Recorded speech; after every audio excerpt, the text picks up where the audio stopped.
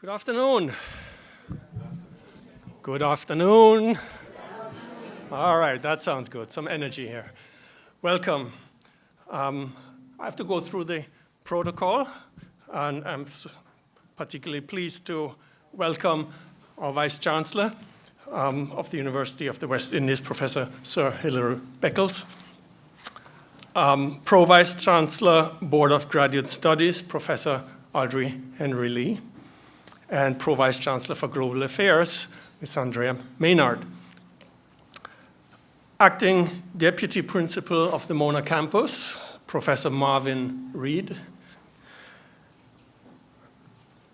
Our guest speaker, the Honourable Peter Phillips, OJ MP. Representative of the Minister of Education and Youth, Dr. Stephen Kerr. Ambassador of the Embassy of Colombia, Her Excellency Emiliana Bernard Stevenson.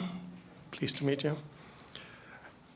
Representative of the British High Commissioner, Ms. Sharon Weber. Country Representative for UNICEF, Ms. Olga Isabel Isaza. Resident Representative of UNDP, Dr. Kishan Kodai. And the country representative of USAID, Dr. Jaidev Singh. University Director of SALISES, Professor Don Marshall, and Director of the St. Augustine Unit of SALISES, Dr. Sandra Sukram. Other members of the Diplomatic Corps in Jamaica and elsewhere in the Caribbean. SALISES honoree, Dr. Erna Brodber and relatives. Deans and heads of departments of the UWI. Presenters, distinguished guests, students, alumni, UWI colleagues, and friends. And also with us, Ms. Mirtha Dissolm from the Haiti-Jamaica Society and Ms. Lalita Mattis Davis of the National Reparations Council. Indeed, to all of you, honorable guests all, visitors from near and far, welcome, welcome, welcome to this 25th annual conference of the Sir Arthur Lewis Institute of Social and Economic Studies, SALISES, with the theme, Translating Thought into Action towards Decolonial Equity and Justice in the Caribbean. This year's conference topic departs a bit from that of previous years in that we are not directly invoking the very broad notion of development as a somewhat generic template for our conversations. Of course, we all recognize that the 17 SDGs, Sustainable Development Goals, which will soon become consolidated, are distinct dimensions of our holistic understanding of what development is and what it means on the ground, in the communities, to the families and individuals there. However, this year, we are explicitly giving it a different spin by invoking the notion of decoloniality, especially as it relates to issues of justice and equity. These are foundational to a meaningful social peace and well-being, levity as Rastafarians might call it. As Peter Tosh put it, there can be no peace till man know equal rights and justice. And we are also adding yet another dimension to it, the issue of how can we bridge a gap that often exists between ideas and concepts that are being discussed in conferences such as this, and the contextual realities on the ground when it comes to translating that knowledge, those ideas, into successful actions and programs, again, in the communities for the people and individuals there, and for the people who actually need to make things work successfully, sometimes simply for the purpose of mere survival. The notion of translation is chosen deliberately. Very often it appears as if theorists, practitioners, and communities literally speak different languages when talking about issues that stand in the way of development. I was part of a round invited at the embassy a few months ago, and I made that very same point. I said, no. We always talk to the ministries, for sure. And I said to myself, yes, you just made my point. And as I think about solutions, as we think about solutions, we need to exercise our critical thinking on these matters. And as previously indicated, implement a world-making vision, one that, as Professor Brian Meeks put it, strives for a Caribbean of the people. This new vision should help us to emerge out of a state of independence, as the late Professor Norman Gervin quipped, into a sustainable, authentic, and autochthonous development. There's so much more to be said. In fact, you could make a conference out of it, which we did. And so we will discuss these matters and what they mean when we say translating thought into action. I would be amiss if I did not thank various co-sponsors who partnered with us to make this conference possible, help with logistics, and defraying some of our expenses. Regrettably, our keynote speaker, Dr. Didacus Jules, Director General of the OECS, was not able to be with us here today, but he has graciously agreed to record his remarks, and we'll play them later in the conference program. We thank the Institute for Development Studies, IDS, at the University of Sussex, UNICEF, the Caribbean Policy Consortium in Washington, D.C., the partners in the My Food Coalition, and especially the Vice Chancellor's Office for their significant sponsorship of this conference. We will hear from some of these sponsors very shortly. There is a tremendous amount of diligent work that goes into planning and communication prior to a conference like this. I want to thank all the team members of our conference committee, Dr. Arlene Bailey, Dr. Patricia Northover, Dr. Stephen Johnson, Ms. Cara Harris, Ms. Samara Reynolds, Ms. Yanchai Mary Swen, Mr. Richard Leach, and Ms. Thelma White. Sincere thank you goes also to our logistics and service team members, Ms. Mullings, Mr. Fisher, Mr. Williams, and Ms. Bignall, as well as our volunteer ushers. Finally, thank you to the events management team here at the regional headquarters, Ms. Justine Harrison and her team, and colleagues from the Mona Information Technology Services who all helped in planning and who are working over the next 3 days to make this an as smooth as possible event. And now, it is my great pleasure to introduce to you our first speaker on the program, the Pro-Vice Chancellor for Graduate Studies and Research at the University of the West Indies, Professor Dr. Aldrey Henry Lee, who will bring us a welcome and opening remarks. Professor Henry Lee is a sociologist by training and actually was the university director for SALISES prior to assuming her current role.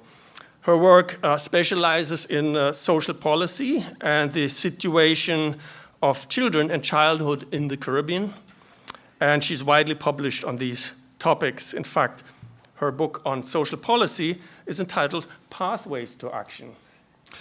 Audrey is also known for the annual Children Conference at the UWI that was developed under her leadership.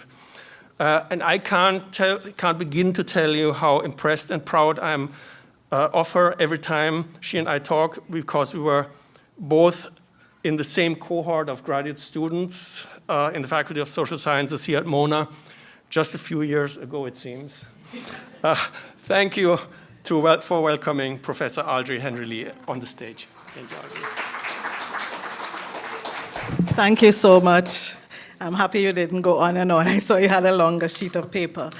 But Professor Sahiri Beckles, Vice Chancellor, Ms. Sandria Maynard, Pro-Vice Chancellor, Global Affairs, members of the Diplomatic Corps, Dr. the Honourable Peter Phillips, our keynote speaker, Professor Don Marshall, University Director, SALISES, Dr. Olga Henke, Director, SALISES Mona, Dr. Sandra Sukram, Director, SALISES St. Augustine, other university colleagues, conference presenters, ladies and gentlemen, students, good afternoon.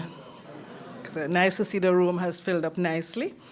So I'm very pleased to bring greetings on behalf of the Vice Chancellor at this 25th annual SALISES conference. I want to say congratulations on this 25th hosting of the #1 social science conference in the Caribbean. A quarter century of hosting of an academic conference is a tremendous achievement. Let's give them a round of applause. Quarter century. You at SALISES have contributed to the University of the West Indies global ranking as the #1 university in the Caribbean and among the top 3% globally. You have helped us to fulfill the UWI strategic plan and specifically the strategic goal AC4, increase the quality and quantity of high impact research. The conference theme, translating thought into action towards decolonial equity and justice in the Caribbean, is timely and appropriate. Latin America and the Caribbean remains the world's most unequal region. A recent IDB report dated March 6, 2024, noted that in Latin America and the Caribbean, the 10% highest earners make on average 12 times more than the poorest 10%. And in the Caribbean, 1 in 5 persons live below the poverty line. The same report notes that many low-income households actually have negative equity, with their outstanding debts being greater than the value of their homes and their other assets.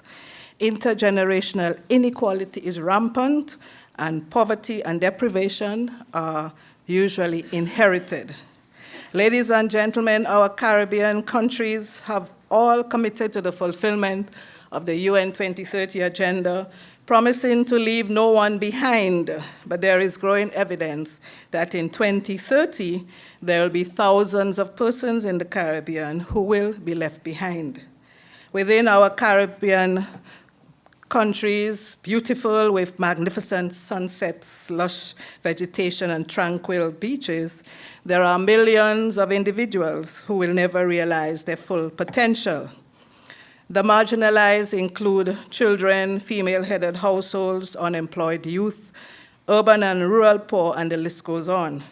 We recognize that in our Caribbean paradise, there is deep-seated history of exploitation, oppression, and marginalization. These historical injustices have plagued our Caribbean for centuries, stemming from the legacy of colonialism, slavery, and imperialism.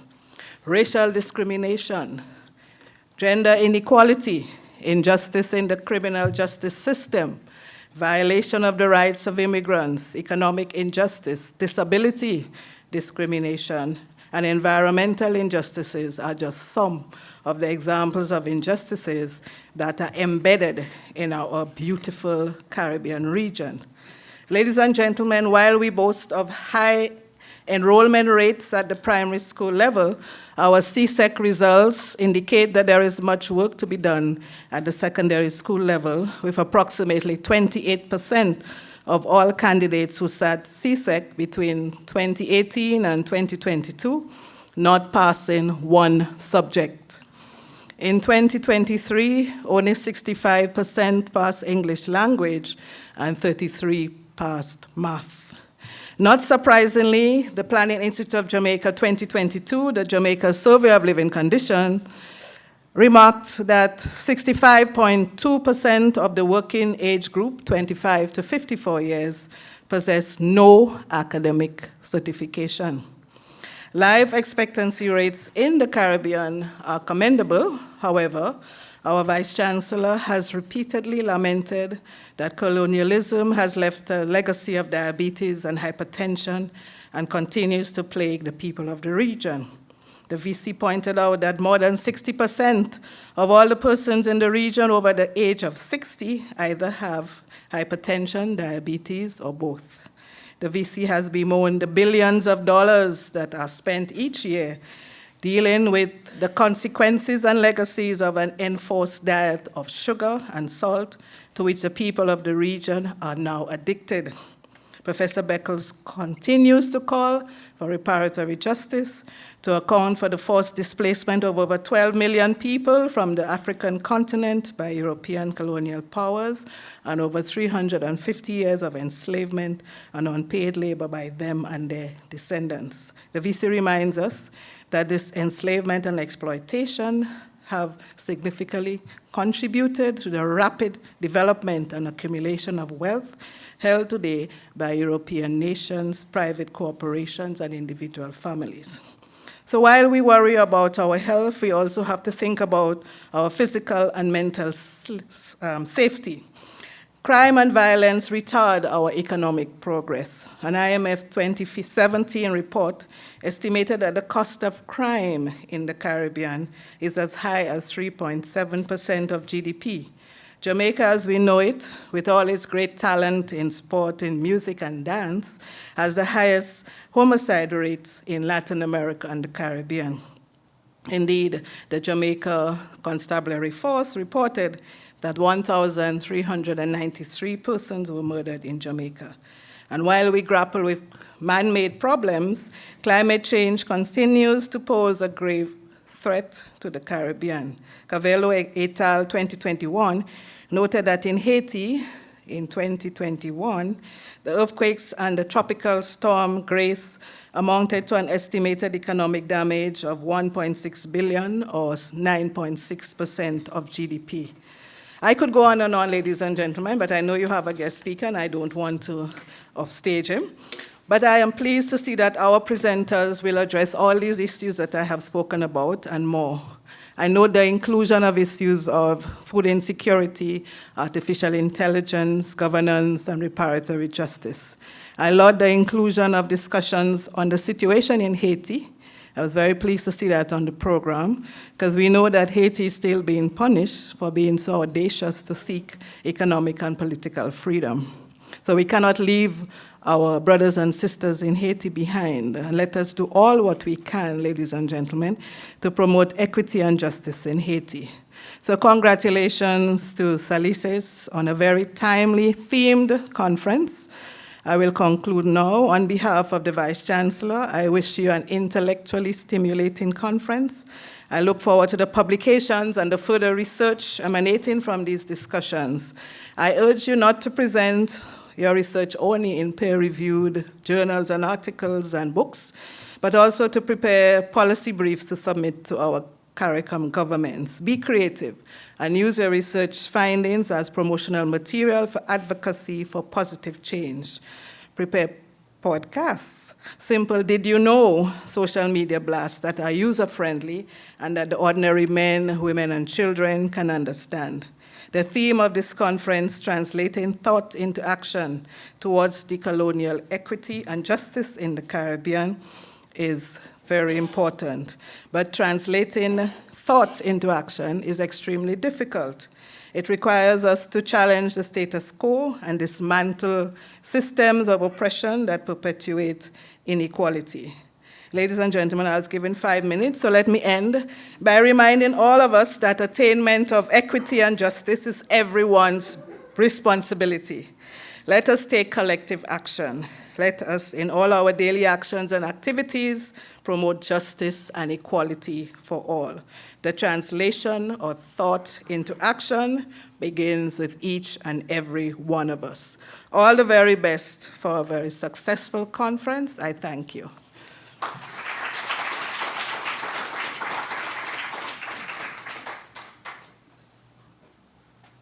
Thank you so much, Professor Henry Lee. I know the Vice Chancellor told me that he wanted to sit back and enjoy us doing the work up here, but I need to make sure, since it was quoted now several times by the Pro-Vice Chancellor, if maybe he changed his mind. No? We're good? All right. You're sure? All right. So then it is my pleasure to welcome now, as representative from the Ministry of Education, Dr. Stephen Kerr, who is a 3-time graduate of the University of the West Indies. And he recently joined the staff of the Ministry of Education and Youth as Assistant Chief Education Officer and Director of Policy Analysis, Research, and the Statistics Unit. And of course, he will be representing his boss, Ms. Favor Williams, who could not make it this afternoon. So I'm asking you to welcome Dr. Kerr. Thank you.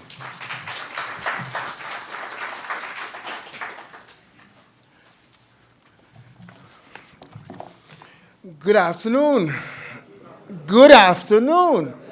All right, I have your attention. So I want to recognize our moderator, Dr. Holger Enke, SALISES Mona, the Honourable Peter Phillips, who taught me some years ago, OJ, Member of Parliament, former Minister of Finance and Planning, Professor Marvin Reed, Acting Deputy Principal of Mona Campus. Marvin and I were on the same track team at UA here. Professor Aldrin Henry Lee, Pro-Vice Chancellor, Graduate Studies and Research at UWI. Vice Chancellor, Professor Sir Hilary Beckles, acknowledging your presence. Professor Don Marshall, University Director, SALISES, Dr. Sandra Sukram, Director, St. Augustine Campus, all our partners, all our sponsors, students, other academic staff, the faculty from the Faculty of Social Science, other esteemed guests, members of the media. I'm here to deliver a speech. That's all I will do. And so, good afternoon. It is indeed an honor to be present at the inauguration of the 25th Annual Sir Arthur Lewis Institute of Social and Economic Studies SALISES Conference. As we gather here today at this esteemed regional headquarters, wasn't here when I was here, regional headquarters of the University of the West Indies, I extend a warm welcome to each distinguished guest and participant or presenter who has joined us to mark this significant occasion. The theme of this year's conference, Translating Thought into Action towards Decolonial Equity and Justice in the Caribbean, encapsulate a profound call to action that I believe resonates deeply with us at the Ministry of Education and Youth. At its essence, the theme is a powerful reminder of the imperative to move beyond mere contemplation and into tangible implementation when addressing the pressing issue of equity and justice within our educational system. For the ministry, fostering inclusive and equitable education system throughout the Caribbean is not just a goal or a task to be completed, but a fundamental mission. We recognize that education is undoubtedly the cornerstone of societal progress, and that true equity and justice can only be achieved when every individual, regardless of background, regardless of circumstances, has access to quality educational opportunities. However, the journey towards realizing this vision requires more than just rhetoric. It demands concrete action grounded in the principles of equity and justice. Translating thought into action underscores the importance of bridging that gap between intention and implementation. It challenges us to move beyond passive reflection into proactive engagement, where meaningful change can take root by embracing or harnessing the core meaning found in the theme I am compelled to reaffirm the Ministry of Education's commitment to acknowledging the systemic inequities present within our education system, which Dr. Henry Lee alluded to, and actively dismantle them through targeted intervention and policy initiatives.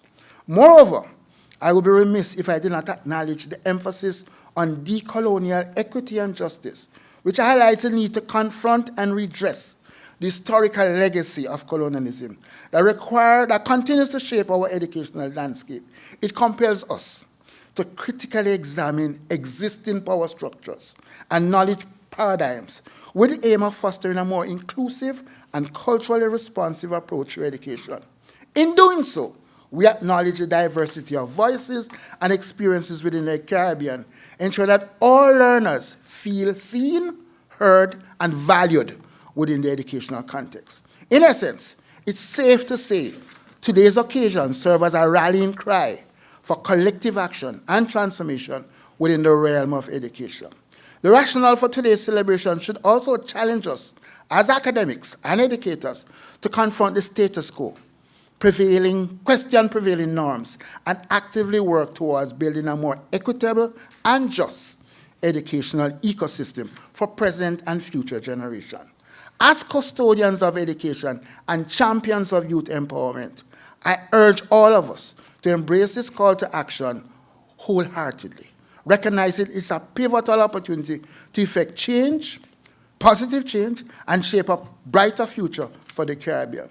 As we gather here today to commemorate this remarkable journey of SALISES and envision a future of equitable education and development, let us seize this opportunity to engage in meaningful dialogue and collaboration. Together, let us harness the power of education to build a brighter, more inclusive future for the Caribbean.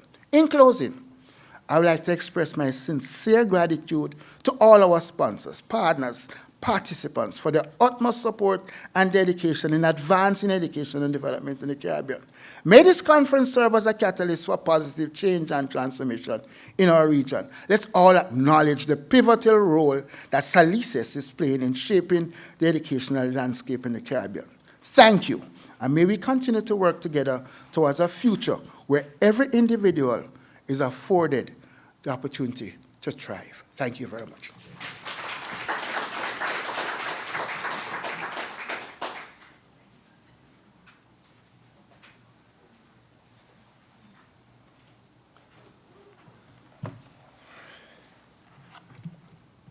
Thank you, Dr. Kerr.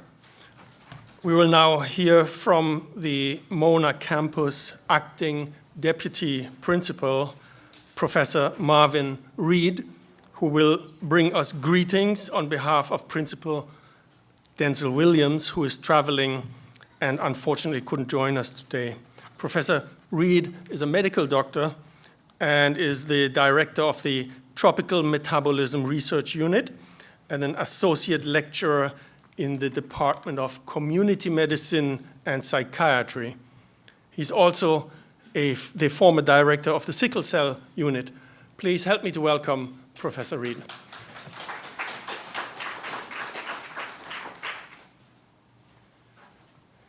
All right, colleagues, good day. So I will start with an abbreviated protocol. I'd just like to recognize my PVC Beckles, Honourable Beckles, other PVCs, Professor Maynard and Lee. Our guest speaker, the Honourable Dr. Peter Phillips. The last time we met, we were supposed to be having a roundtable discussion, but unfortunately that day my geometry got the better of me and I gave him a square table. But nevertheless, we did have a conversation. Dr. Stephen Carr, as you know, we did track together at UA back in the 80s. In those days, athletes were amateurs and not professionals. And being a medic, I will run the final leg. And so therefore, although given 5 minutes, I can guarantee I'll be off the stage within a minute or two. I'm here really to bring greetings on behalf of our principal, PVC Williams, who unfortunately, as mentioned, is not available to talk today. And so within that context, one of the first things that we would want to say on behalf of the Mona campus is to congratulate the Sir Arthur Lewis Institute of Social and Economic Studies, more affectionately called or known as SALISES, for hosting this 25th annual conference entitled Translating Thought into Actions Towards Decolonial Equity and Justice in the Caribbean. Fairly recently, I had the opportunity and honor to listen to my VC quite avidly as he was making the case to our regional governments of the importance of the University Center with its cadre of units to the existence and mission of the university. Undoubtedly, of course, the case was well argued, as borrowing from the biological world, the formative existence of an organism requires a nerve center for coordination, growth, and development. Thus, the fact that many of our premier research units or faculties are placed under university centers, in my opinion, has served these units well, as it allows them to be focused on scholastic and research and to be research champion. As a product of CARE myself, which is the Faculty of Medical Science equivalent of SALISES, and having spent the first 30 years of my professional life with the unit, since being recruited initially by Prof. Mike Golden when I was figuratively VC in my short pants, I appreciate the value of the research ethos and the mantra of academic excellence that comes with being mentored by many of the great Pelican scientists, such as the Terence Forsters and the Rainford Wilkes, amongst others, during my journey there. In truth, the research outputs from these units have been validated both intramurally and internationally, and are encapsulated in the international ranking that the University of the West Indies has achieved, and of which we're all proud. SALISES, similarly, is imbued with much talent and is a tour de force on the scholarship of developmental economics. Indeed, many commentators and analysts have suggested that Caribbean economies, in particular Jamaica, have underperformed relative to some of our South Asian counterparts. However, I think we can all agree that the volatility of economic growth pattern has been the product of geopolitical tensions, historical exploitations, governance frailties, and other socioeconomic factors, not least of which is an underdeveloped human capital. As such, the topics on our menu for discussion today are indeed timely as we grapple with these structural inequities. I further posit that the emergence of the fourth industrial revolution, which represents the convergence of physical, digital, and biological worlds, underpinned by advances in robotics, artificial intelligence, genetic engineering, and quantum computing, will further exacerbate these inequities, especially as this revolution is being led by the private sector entities, whose primary motive of profit often conflicts with the more egalitarian agenda of governments. I'm therefore pleased that SALISES is leading the university's academic thought in this area, especially at a time of global flux, and at a time when many in the society seek to question the relevance of a full-fledged research university. Congratulations are therefore in order, and I do look forward to another successful staging of the annual conference, and more importantly, to translatable outputs that can empower our policymakers to navigate the turbulent seas ahead. Thank you so much.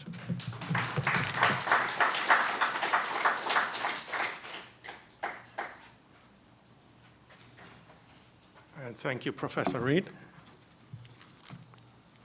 When I was introducing him as a medical doctor, I was reminded of a little humorous episode that the late Professor George Beckford related, and he was, of course, an economist, where he would go into a community and talk about his field, plantation economy, and after the talk, some elderly man would step up to him and say, doctor, we have a little pain up here, And I'm saying that to say that we are very pleased to have you as a medical representative at this conference.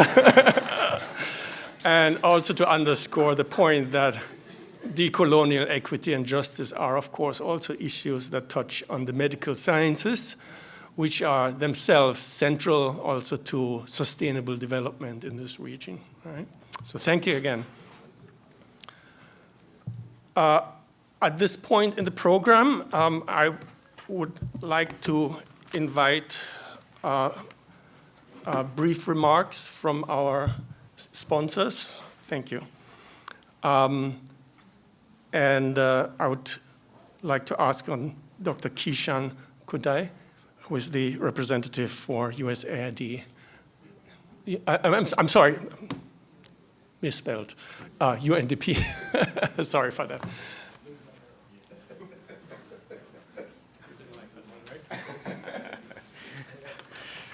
Thanks, Holger, and great to see everyone. Indeed, I'm Kishan Kode. I'm the new resident representative for the UNDP multi-country office based here in Jamaica. And it's a pleasure to meet many of you. It's a pleasure to be here. Congratulations to UE and SALISES, the leadership of UE. Thank you for having us here today and for bringing such a great conference. I know it's an annual conference. This is my first time at the SALISES annual conference, and it's already looking like an excellent one. United Nations Development Program, of course, translating thought into action is basically a one-line summary of what we're about. And it's a pleasure to be here at this 25th annual edition.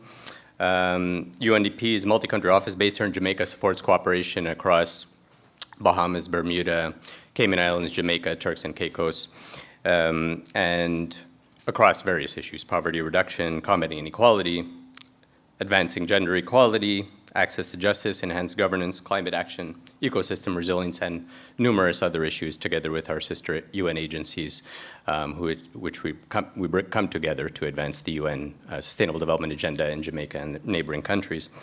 And in advancing local results over the years, a key foundation has really been the strategic partnerships that we build on. And there's no better example really than the value that local partners in all of our countries and territories we work in receive from the partnership between UNDP and UE. UNDP is proud to have partnered with UE for many, many years, collaborating on important research activities, policy dialogues across the Caribbean, combining the capacity development mandate of UNDP with the thought leadership and expertise of UE and its various schools and centers of excellence across the Caribbean. We're nearing our 50th anniversary mark, UNDP, here in Jamaica and in neighboring countries. And we seek to build on these experiences, lessons learned from the past. How do we advance future avenues of support to communities towards goals of empowerment and resilience? The themes of the conference are thus very important in this regard. As we know, here in the region and globally, development policy and practice are in flux. It's in many ways a discipline in crisis. Policymakers and communities alike find themselves in an era of multidimensional crises, which conventional development solutions are no longer necessarily fit for purpose. Expansion of inequality and mass displacement, existential threats to planet and civilization. These are no longer dystopian tales of the future, but rather the hard realities that academics and development practitioners together face on a daily basis. So decoloniality, at its core, is about recognizing historical faults in development pathways, but also recognition of continued epistemic legacies within modern frameworks of knowledge and implementation of the development agenda. Rethinking the past is as key to imagining a future development that empowers and upholds communities and the planet. Self-awareness of persistent ahistorical nature of development discipline is key, and why such dialogues are so critical. I look forward to an engaging set of discussions and debates and take for our long-standing partnership with UE and many partners here today. Thanks again. I look forward to a great conference. Thank you.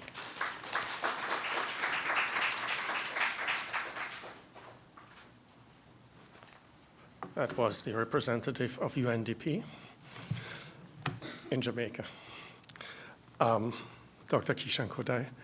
And I'm now asking Dr. Jonathan Crush, who is with Wilfrid Laurier University, and they are sponsoring our My Food project. Well, they are the My Food project, which Dr. Jones and others at SALISES, the issue of food security and food insecurity in this region is one of those research clusters that we are working on at SALISES. So, Dr. Krosch, I'm asking you. Thank you.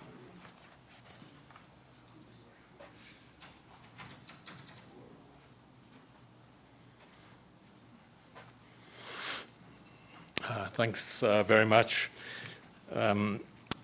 Distinguished guests, colleagues, ladies and gentlemen, all protocols observed. I'm delighted to be back here myself in Jamaica, in Kingston, at UE and at SALISES, and most importantly, very close, my hotel, to the iconic Sabina Park, which, as we know, is home of some of my heroes and cricketing gods, 1/3 of the 3 Ws, Frank Worrell, Michael Holding, and more recently, Chris Gale. Here, though, to talk about, very quickly, the My Food network or consortium, and to just emphasize that we feel really privileged to be invited to be part of this, and in fact to be in partnership with SALISES on this important project, which is really situated at the interface between population, migration, mobility, and food insecurity. And so I bring greetings from partners in this network, my own institutions, the Balsillie School of International Affairs and Wilfrid Laurier University in Canada, and the University of the Western Cape in Cape Town, South Africa, but also our partners in a number of different countries, USFQ in Ecuador, UAM in Mexico, UNAM in Namibia, Eduardo Mondlane in Mozambique, University of Nairobi, the University of Ghana, HBKU in Qatar, the International Institute for Migration and Development in India, the National University of Singapore, and Nanjing University in China. Our participation in this exciting workshop and conference is made possible by funding from several Canadian sources, and I should just acknowledge those: the IDRC, the SSHRC, and the NFRF.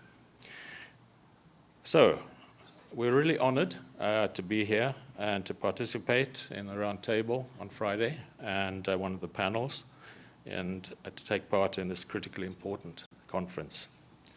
Thank you very much.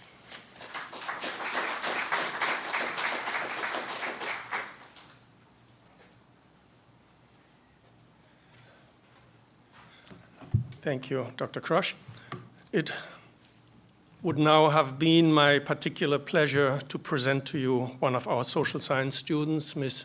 Jamila Nunes, to recite a poem by one of our Caribbean luminaries, no less than Kamau Brathwaite, who, in my humble opinion, would have deserved the Nobel Prize in Literature for his outstanding work in that field. We appreciate him no less, of course. Unfortunately, however, Ms. Nunes has taken ill on Monday and advised yesterday that she wouldn't be able to make it. But with your kind permission, in place of Jamila, I will try my hand at Kamau's poem, Negus. Fortunately, many years ago, I had the privilege of hearing the master himself recite this poem, and drawing on that indelible memory, I'll try to do my best to do him justice. You ready for that? Okay.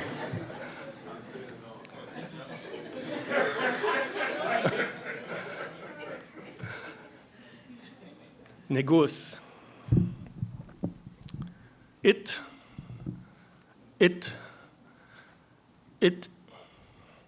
It is not. It is not. It is not. It is not. It is not enough. It is not enough to be free of the red, white, and blue of the drag of the dragon. It is not. It is not. It is not enough. It is not enough to be free of the whips, principalities, and powers. Where is your kingdom of the word? It is not. It is not. It is not. It is not. It is not enough. It is not enough to be free of malarial fevers, fear of the hurricane, fear of invasions, crops drought, fires blisters upon the cane. It is not enough to tinkle to work on a bicycle bell when hell crackles and burns in the 14-inch screen of the Japanese constructed, United Fruit Company imported, hard sell, telltale television set, rhinocerously knobbed, cancerously tubed. It is not. It is not. It is not enough to be able to fly to Miami, structure skyscrapers, excavate the moonscaped seashore sands to build hotels, casinos, sepulchres. It is not. It is not. It is not enough. It is not enough to be free to bulldoze God's squatters from their tunes, from their relics, from the tombs of drums. It is not enough to pray to Barclays bankers on the telephone, to Jesus Christ by shortwave radio, to the United States Marines by rattling your hip bones. I must be given words to shape my name to the syllables of trees. I must be given words to refashion futures like a healer's hand. I must be given words so that the bees in my blood's buzzing brain of memory will make flowers, will make flocks of birds, will make sky, will make heaven. The heaven open under the thunderstone and the volcano and the unfolding land. It is not. It is not. It is not enough to be pause, to be whole, to be void, to be silent, to be semicolon, to be semicolony. Fling me the stone that will confound the void. Find me the rage, and I will raise the colony. Fill me with words, and I will blind your God. Atibon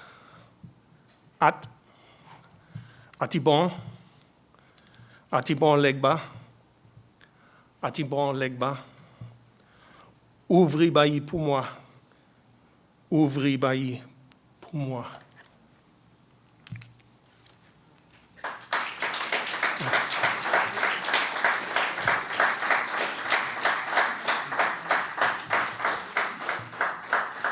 Thank you, thank you. We are making yet another pivot as we are preparing for our guest speaker this afternoon, the Honourable Peter Phillips, OJ MP. And I'm now inviting our SALISES University Director, Professor Don Marshall from Cave campus, to introduce our guest speaker.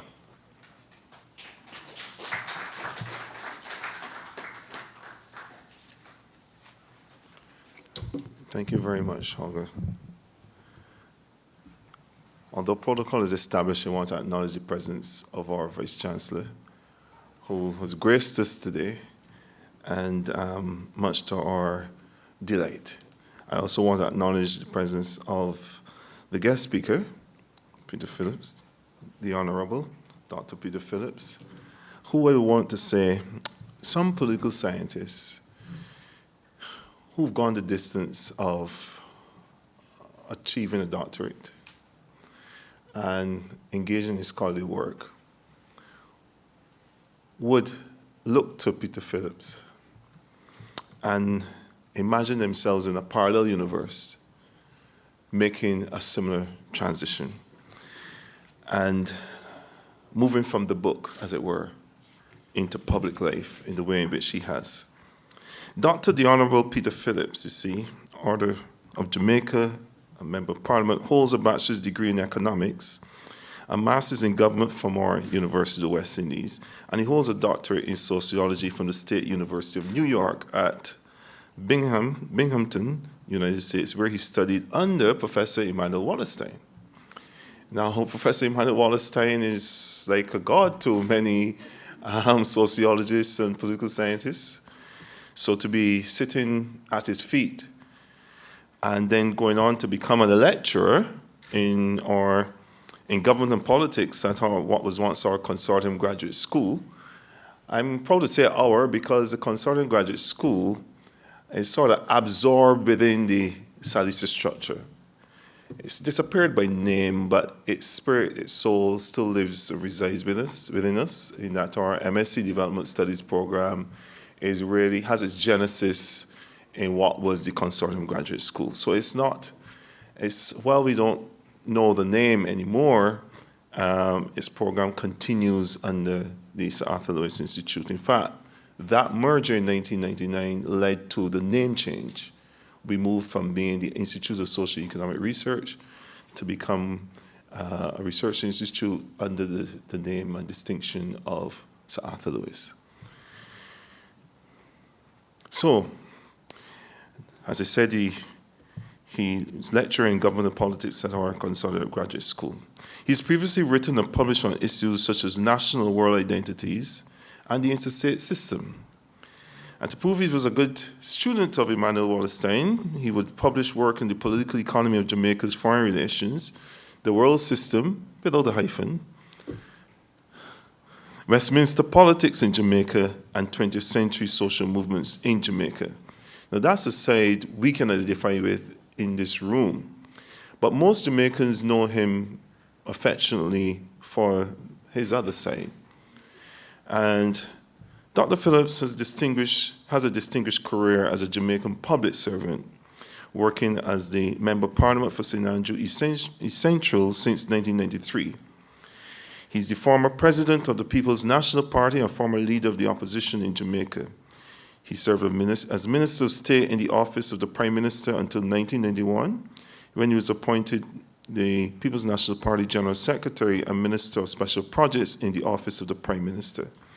Dr. Phillips also served as Minister of Health under Prime Minister P.J. Patterson from 1995 to 1997. In 1998, P.J. Patterson appointed him Minister of Transport and Works. He was elected a Vice President of the PNP in 1999, serving with Portia Simpson Miller. He was subsequently appointed Minister of National Security and also served as Minister of Finance and Planning of Jamaica from 2012 to 2016.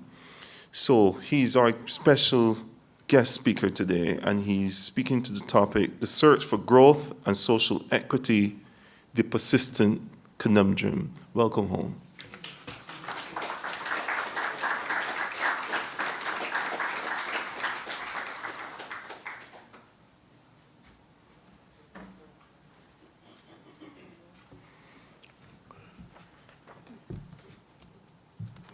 Vice-Chancellor,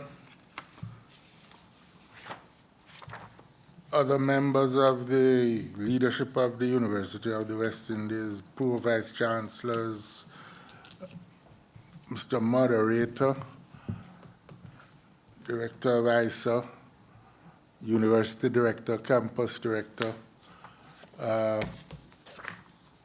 distinguished ladies and gentlemen, you know, my mother warned me about volunteering.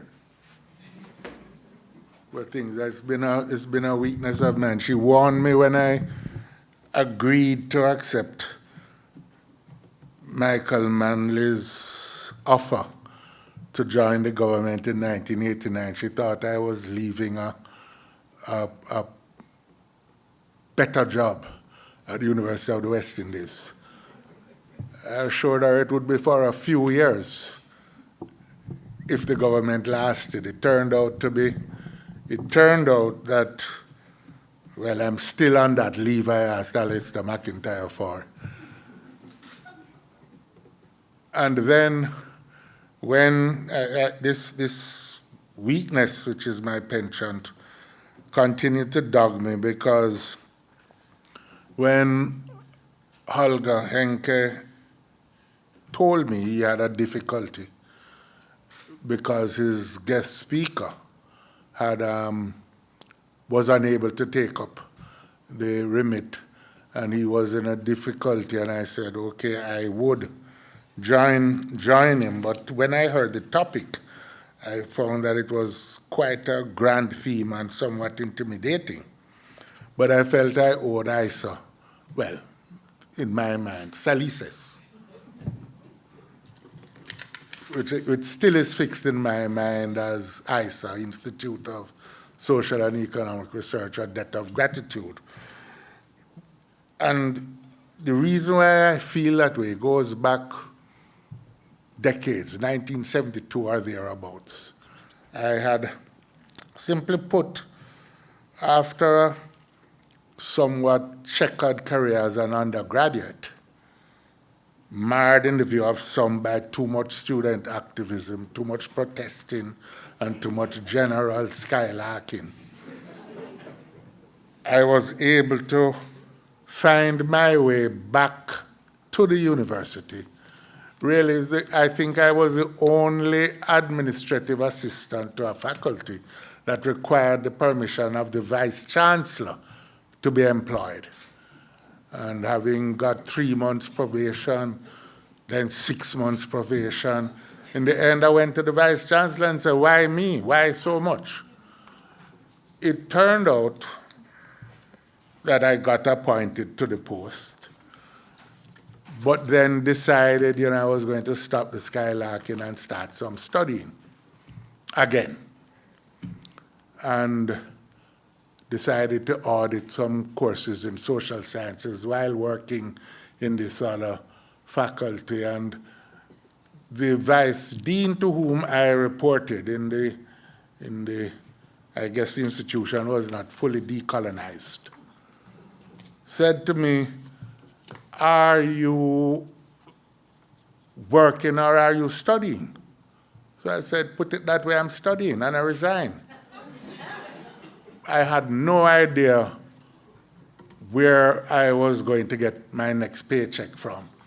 And I wandered over to social sciences, and Carl Stone of blessed memory, I met by accident in the corridor, told him my plight, and he says that he has a project in ISA and needs a research associate on the Sites and Services project. So I was unemployed for about 2 hours and resumed my interest in academic work, and eventually that led on to many things, completed the master's in government, went away to doctoral studies, and returned to come to Consortium Graduate School, where Professor Henry Lee was one of the students, others here too, were part of that venture. So I'm repaying that debt to ISA, to SALISES. What I'd like to do this afternoon is to focus mainly on the issue of economic transformation and growth. My essential propositions in this regard are threefold. The first is probably the least controversial, is that today Jamaica and perhaps the rest of the, and in the rest of the Caribbean probably, a broad consensus has emerged that fiscal stability and a low and sustainable public debt profile is the fundamental platform on which economic growth and development is to be based. The implicit presumption behind this consensus is that the concomitant effect of lowered interest rates, expanded investment, and rising profits would in turn generate expanded investments, profits, and employment. Nevertheless, in Jamaica's case, the average growth of GDP over the last decade has been less than 2% per annum, and projections going forward are along much the same order of magnitude. Hillary, just give me that water.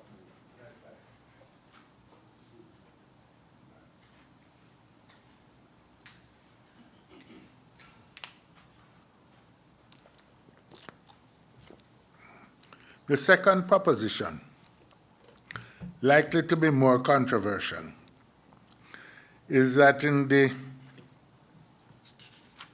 immediate pre- and post-independence years, approximately between, say, 1950 and 1980, economic policy for the decolonizing states and in the immediate post-independence era was inspired by and defined by Caribbean-based analytical paradigms developed, advanced, propagated, publicized by Caribbean scholars based mainly in this academy. The first being, of course, the Sir Arthur Lewis development model as outlined in two seminal works, the Industrial Development of the Caribbean and the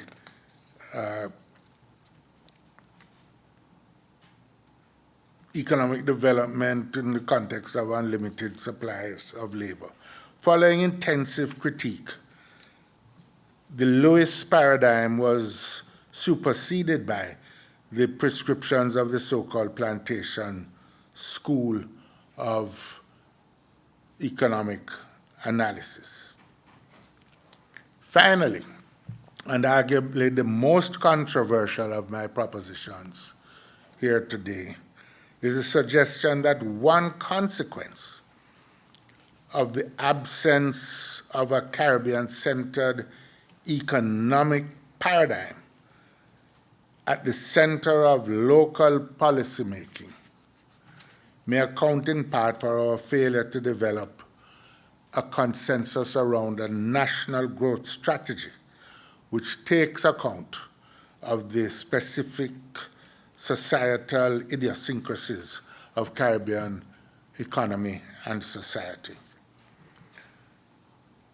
For the most part, these structures, these idiosyncratic structures, if you will, were shaped by our long history of plantation slavery and colonialism, which continue to affect contemporary behaviors and processes largely with negative effect. So, the Lewisian paradigm, if you will, of industrial development was widely embraced and became the subject of a broadly held political and social consensus, and that it should be so should not at all surprise us. Lewis, a St. Lucian native, was a genuinely pioneering Caribbean mind. One of the earliest trained economists from the Caribbean, He regularly broke the social and racial barriers of the time that were typical of British academic life, having been trained in Britain, becoming the first black member of the faculty of the London School of Economics, where he studied, and was later appointed, also a first, as full professor at Manchester University.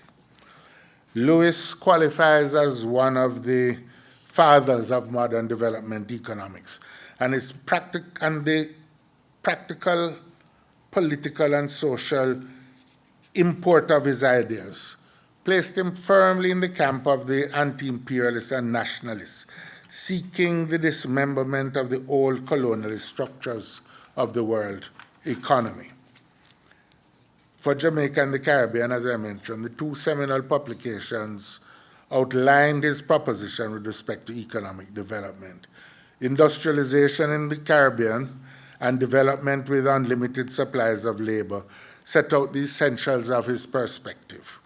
Theoretically, Lewis posited a dualistic image of the economy in the developing countries that was split between a traditional sector and a modern capitalist sector.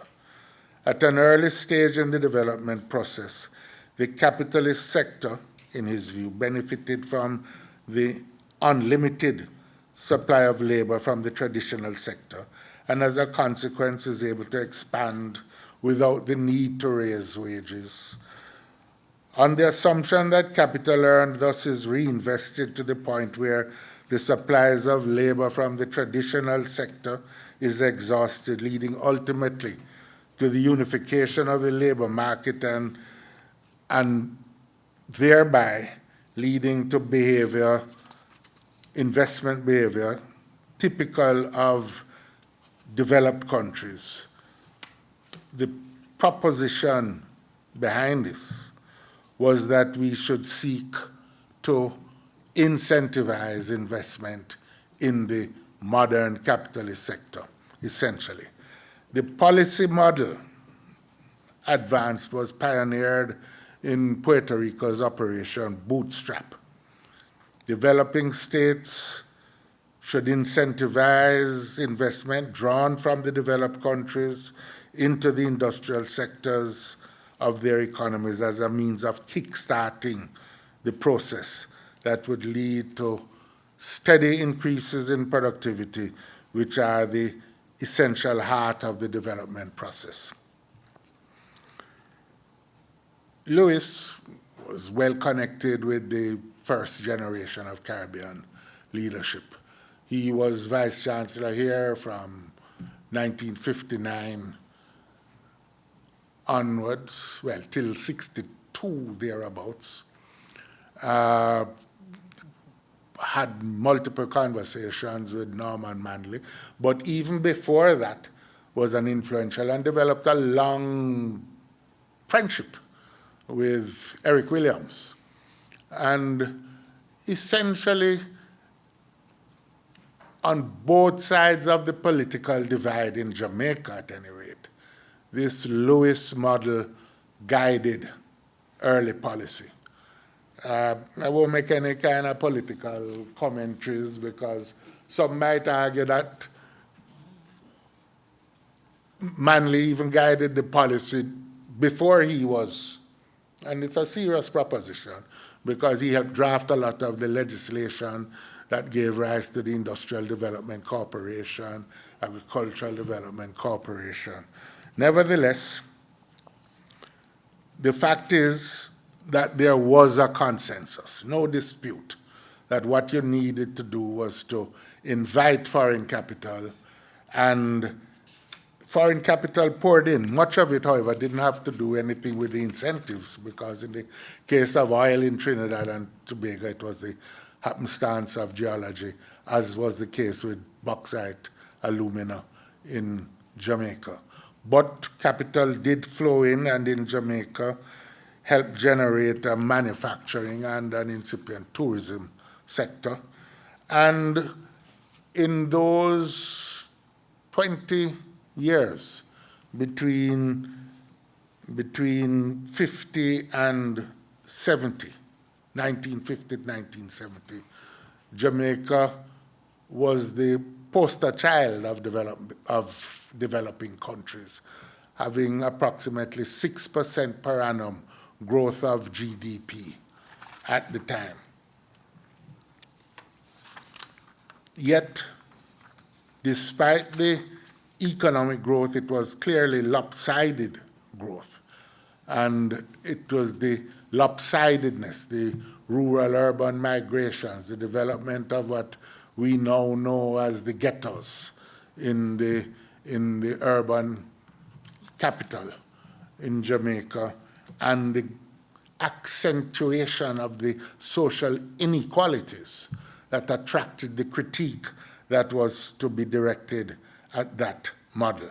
As is usually the case with dominant paradigms, Lewis's model was subjected to a sustained and withering critique by a later generation of Caribbean economists, centered mainly on the New World Group, this a loose aggregation of intellectuals aiming to develop what they call an indigenous view of the region. And indeed, it was the dominant paradigm during my undergraduate years here.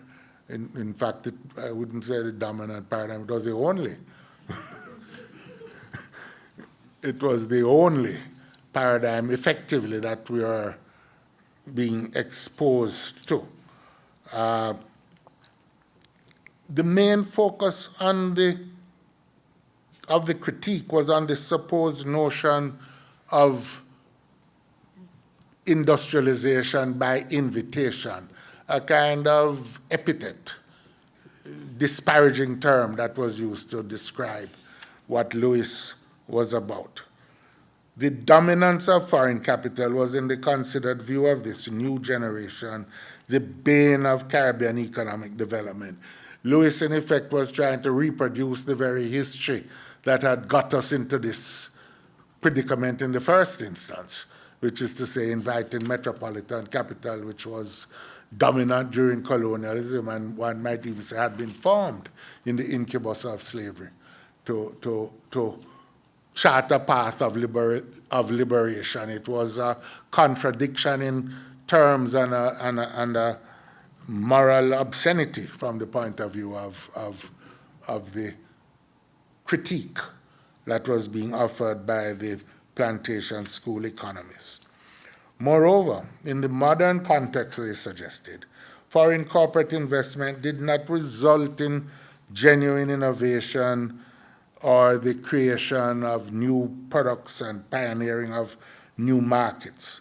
On the contrary, in their view, the region's economy was simply being integrated into the structures of the newly emergent transnational corporations, resulting in the establishment of rudimentary and footloose screwdriver industries, rather than unleashing the more profound energies of innovation, of enterprise, typically associated with successful economic development. On a practical level, they agree that despite the rapid growth of GDP, the prescriptions of the Lewis models had not resulted in the absorption of surplus labor into, quote unquote, into economic life. In fact, the duality or the dualization in the local economy became even more intense, and as the rural economies failed to develop. The so-called plantation school never developed a comprehensive structural analysis of Caribbean society and economy that was to be rooted in a wide-ranging empirical or historical analysis.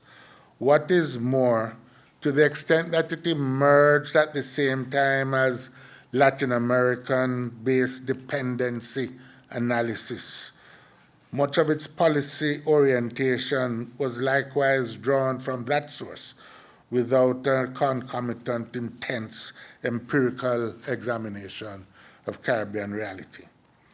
In the main, these policy prescriptions, which were influential in the political administration in Jamaica in the 1970s, sought to curtail the scope of operations of foreign capital within the domestic economy and to reform rural society through land reform and expand social services.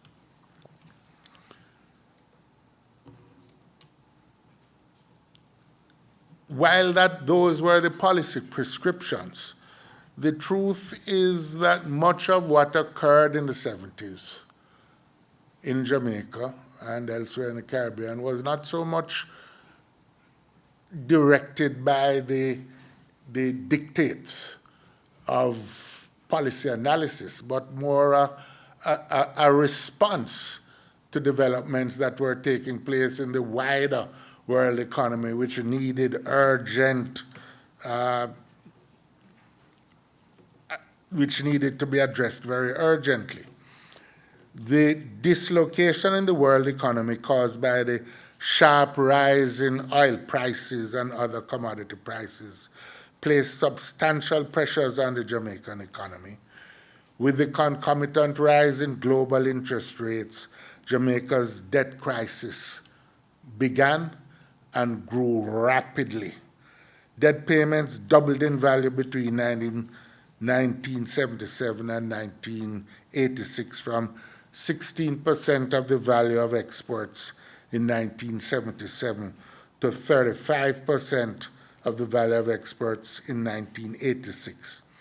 Thenceforward, debt management was to be the central preoccupation of policy in the Jamaican economy. The buildup of public debt to unsustainable levels and the consequences of this has been the subject of extensive debate and discussion and need not be rehearsed here. For the purposes of this discussion, what is most significant is the inflexibility that high debt imposed on national budgets. That was reflected mainly in the contraction of capital expenditure and inevitably reflected also in declining rates of growth. A less visible consequence, though I am suggesting one of tremendous significance, is the fact that the fulcrum of policy analysis and debate was to move decisively to the Washington institutions because of this. And effectively, our domestic policy discussions about economic and social development was marginalized in policymaking circles. The intense, from then onwards, local, not only the academic community of the university, but even the local ministries and officials within the governmental apparatus in Jamaica were reduced to playing a supportive role rather than a central role. The intense academic debates of the 1950s, 60s, and 70s subsided. Instead, crucial policy initiatives such as tax reform, customs reform, were based upon studies and designs undertaken by overseas institutions, often recruited by and paid for by the Washington-based financial institutions. It is arguable that the extended participation by local and regional scholars assisted in the 50s and 60s in conferring some legitimacy on the policy choices that were the subject of their advocacy, if only because their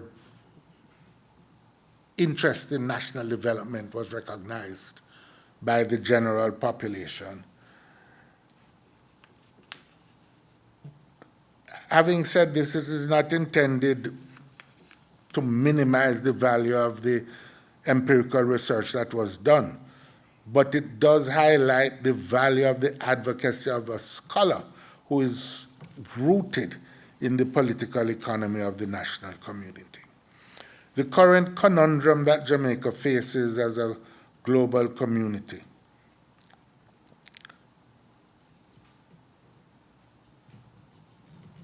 is that while the global community celebrates the country's sustained commitment to debt reduction, there is not only the absence of a commensurate growth dividend, but there is also the absence of an analogous debate, domestic debate, about the essentials, the policy essentials to secure the kind of growth that we seek.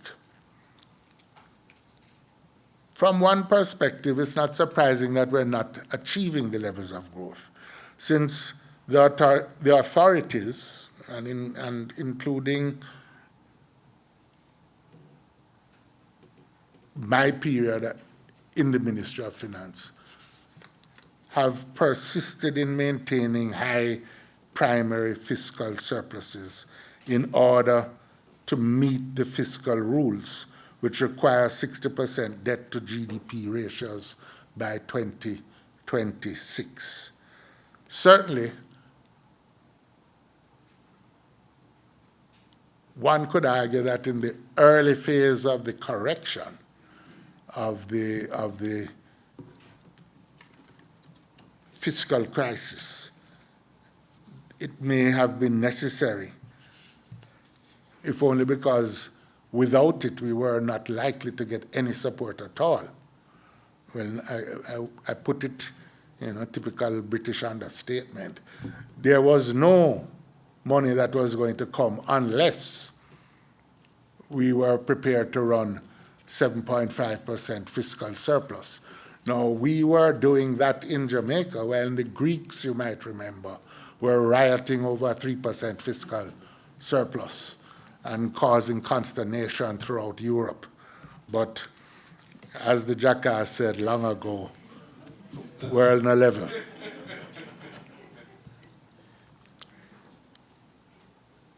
But beyond that, we all know, and numerous studies have shown, that there is a direct relationship between the economic growth rates and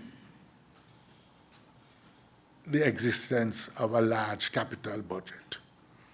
In the absence of that, growth rates will remain depressed. Nevertheless, there is still no consensus about what is needed to achieve the rates of growth that we seek.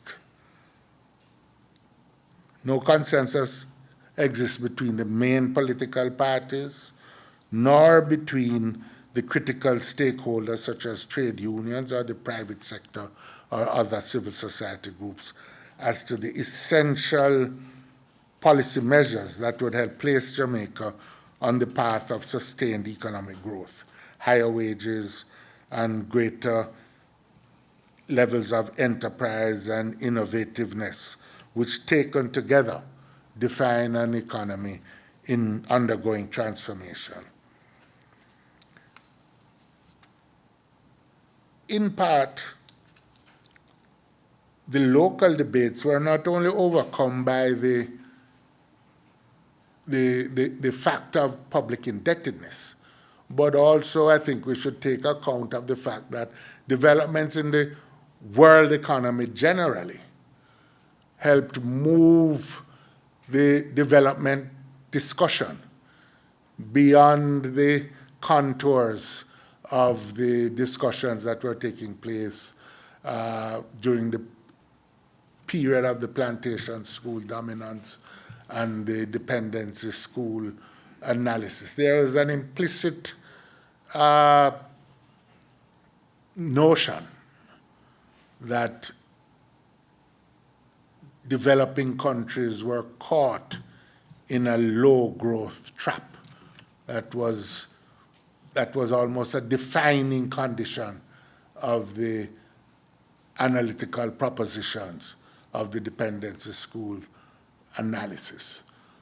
Events particularly in East Asia, the emergence of the Asian tigers and the subsequent emergence in segments of Latin America, Chile, Costa Rica, and others, that growth was possible despite the prevalence of foreign capital and openness in these economies, which moved the discussion beyond that.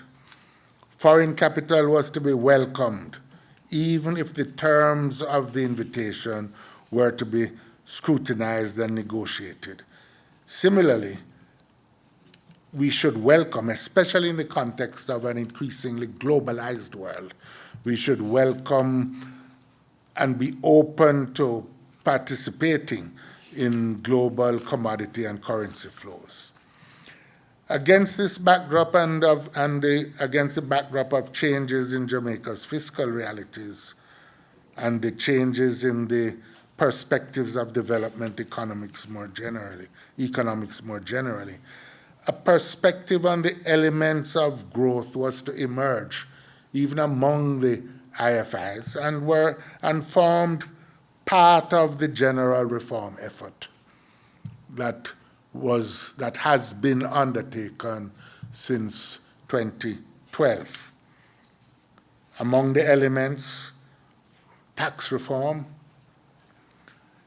highlighting the need ultimately for lower and predictable rates of taxes, customs and tariff reforms that would facilitate the production process and reduce the impediments in the flow of critical goods necessary to maintain the productive infrastructure of the country, and to lower rates of duties overall. The issue of public sector transformation has been raised to the purpose being to facilitate speedier decision-making within the local state and thus bring about some relative parity in the levels, in the efficiencies between the state in the Caribbean and competitor states elsewhere in the world economy. Issue of educational sector reform and the institutional reforms to facilitate research, development, labor market reforms, energy policy reforms, among others.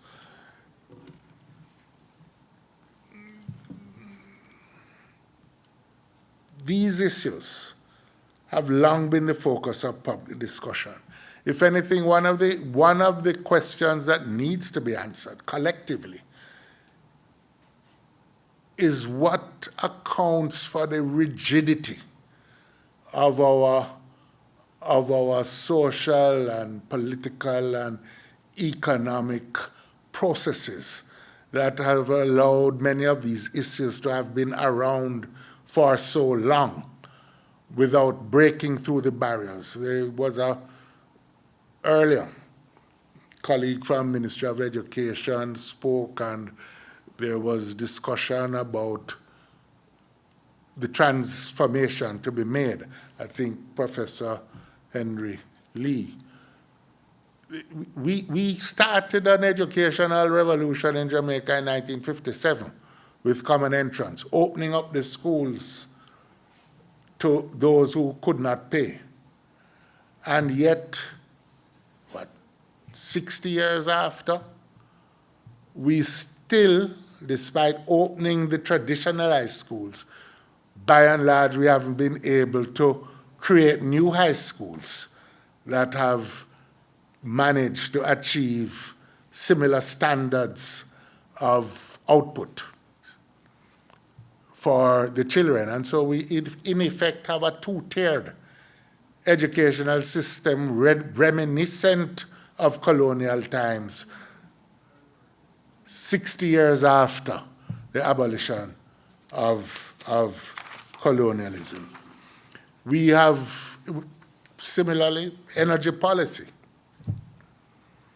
We have gone up and down and up the price ladder where the cost of energy is concerned. But put it simply, you won't develop a manufacturing sector with any capability with energy prices being as high as they have been. There's some colleagues of mine argue that the Jamaica's rates of growth and capacity for growth varies directly with the price of oil in the world market.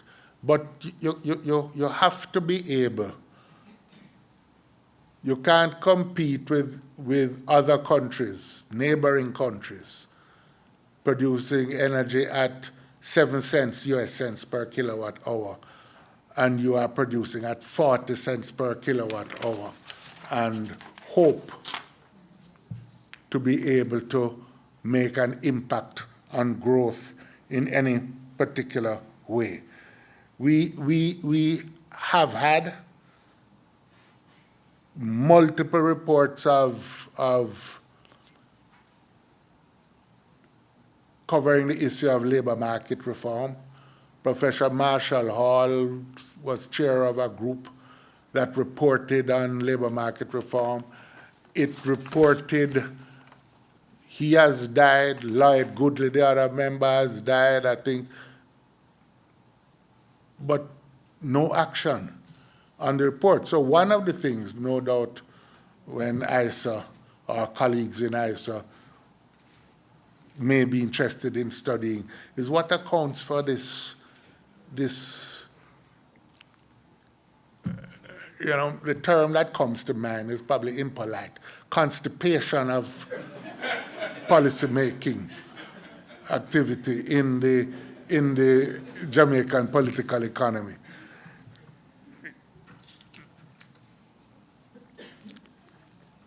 And beyond those issues, which are critical issues, we should not ignore the fact that there are still, to my mind, some other critical and fundamental, I dare say, issues that have to be addressed if we are going to seriously tackle the question of inequality and of growth.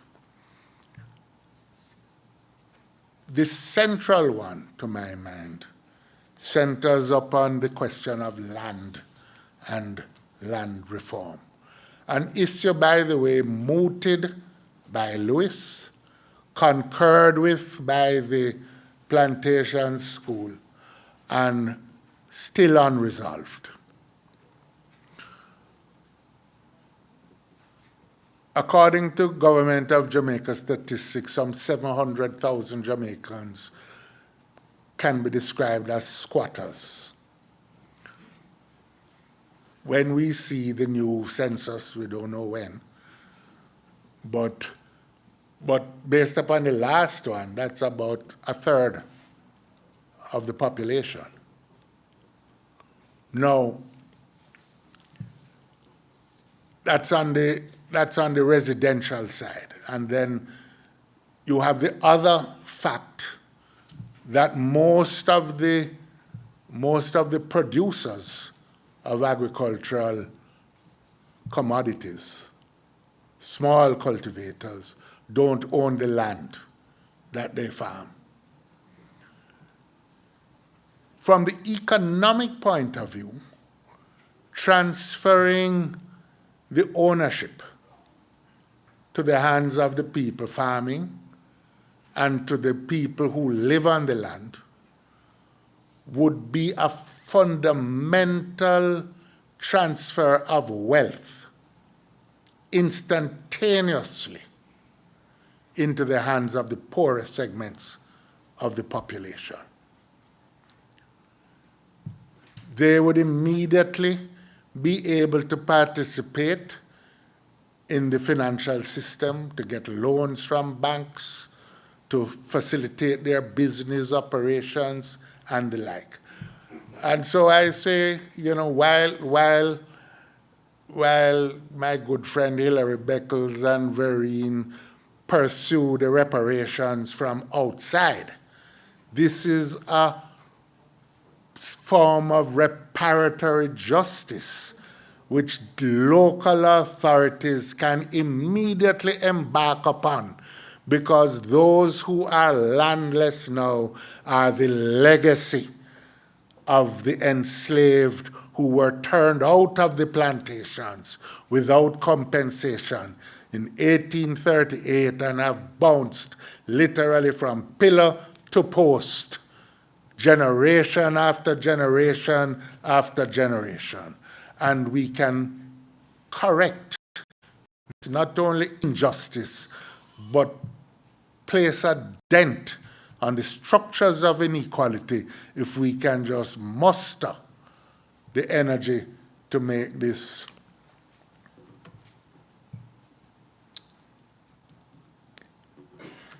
transfer become a reality. It won't be easy. I made this speech once before somewhere. Not this exact speech, but that part of it. And a venerable archbishop wrote me a very stern letter, which if I wasn't, I had to dig deep down into my rebellious instincts to hold my corner, so to speak. Because he accused me of encouraging lawlessness and laziness among the population by engaging in such advocacy. I had to point out to him the historical origins of the problem, first of all. And I also had to point out that in my limited experience of people living in these communities, these were not the lazy ones. They are up before dawn and out on the road till way after sundown, trying to eke out a living in the circumstances of Jamaican society, but that they were largely ignored by the economic institutions that exist in this society. We still have a population that more than 50% of the population is unbanked. It reflects both a lack of resources and I suspect a lack of trust in the financial institutions.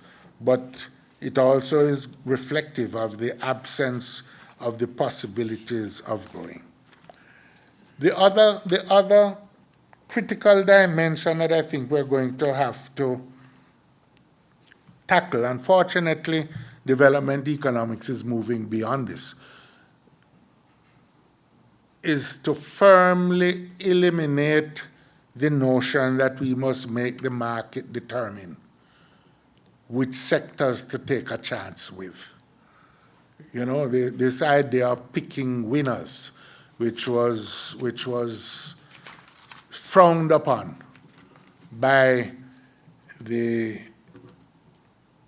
international financial institutions, now seems to have been firmly discarded. If I look at the recent decisions in the United States Congress, they have picked the key sectors that they are going to advance for their enterprises in the world economy. And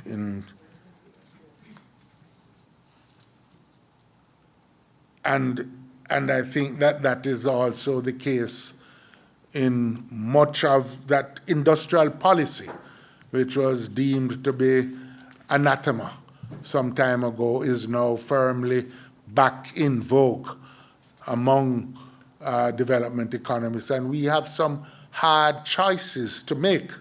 Again, I would want to suggest that these are areas in which we need domestic voices, domestic researchers to begin to engage, or we will forever be engaging in the sectors that are being discarded from the developed metropoles, and without having the opportunity, so to speak, to overcome or to jump the line, so to speak, and to take advantage of some of the new technologies that have leveled the world, so to speak. It's not an easy challenge to go up the development ladder. Between 1960 and the present, fewer than 20 countries in the world have made the move from the middle-income, high middle-income countries into high-income countries. Many things have to come together. But it requires, I believe, first of all, an important consensus to be arrived at within the community of scholars, not to have everybody thinking, in rote, so to speak, but to have a commonality of viewpoint as to what are the essential elements, to present this to the general population, not in a divisive sense that has so scarred our political life in this country. And that's why it's important that the academy steps into this role, because in the past, it was a voice that was considered to be authentic and without the tendentiousness that people associate with political viewpoints in the country. So in sum, I would say that for almost 40 years, Caribbean scholars have been absent from the heart of economic policy making in the country. The emergence of the chronic balance of payments problems of the 1970s culminated ultimately in the buildup of an unsustainable public debt in the 1980s and forced the country into successive IMF programs. Now that Jamaica and the region's public debt is firmly on a downward trajectory, it is all the more incumbent on our academic community to recover influence over policy. It should be clear that debt reduction is a necessary but not sufficient condition to achieve the high rates of economic growth and sustained improvement in income levels for the population that have to take place if we are to overcome the social inequalities and inadequacies that have been part and parcel of our historical inheritance. It should be clear, too, that scholarship that is rooted in the specific socio-historical circumstances of Caribbean society must be a critical part of this undertaking. To state this is not to surrender to xenophobia or nationalistic extremism, nor is it a call for academic isolationism, which would be abhorrent on both scientific and moral grounds. Instead, it is a simple recognition of the fact that many of the factors to be taken into account in the design, if we are to design effective strategies and policies, will be more easily grasped by those immersed in and sensitive to the more subtle political, social, and historic dynamics of the region. Many people keep getting wrong, for example, the specific risk tolerance of our local investors, because they often don't take account of a lot of the social stratification considerations that influence investment decisions very directly in the country. And so in this plea for greater engagement in this matter. And I think I would want to urge those who while it is a task for ISA, I think that the kind of research effort to understand the essentials of a growth strategy would flow beyond the SALISES boundaries to include the Mona Business School, the School of Education, and many others. The days of large-scale research projects seem to have passed, but I'm making a plea for their return, and making a plea also for sponsors to consider supporting such large-scale, long-term research analyses that were around when this institute got underway. This is the challenge that we face today. It is a challenge which we can approach with confidence, given the traditions of excellence in scholarship which have been established for us in this Sir Arthur Lewis Institute and in this University of the West Indies. Thank you very much.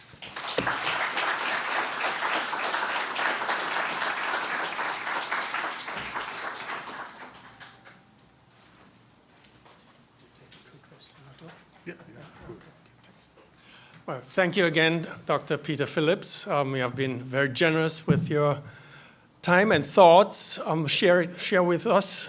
We have incurred over the program a little debt of time, I believe, but I nevertheless would want to hear perhaps if there's any questions, one or two from the audience that are pressing in regard to the speech you have just heard, the address. See a hand there.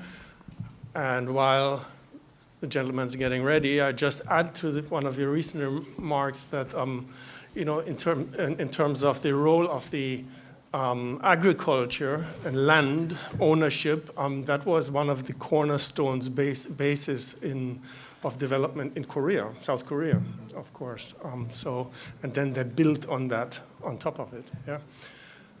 Yes. Good evening again, Dr. Phillips. I was listening to your very provocative and in-depth discussion, and I couldn't help, I'm just prefacing my question, couldn't help but to see clearly how addressing the issue of coloniality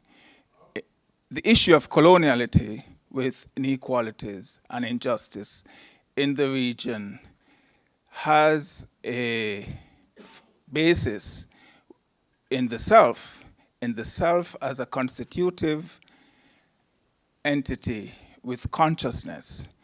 That is, how do we understand the self as an entity and its inextricable link to the issues that we are grappling with? I'll just put a full stop there and go to the question. So what I would like you to do is to enlarge on the notion of the lack of consensus among the political elite to agree on a feasible and sustainable way to address economic disparities affecting developing countries.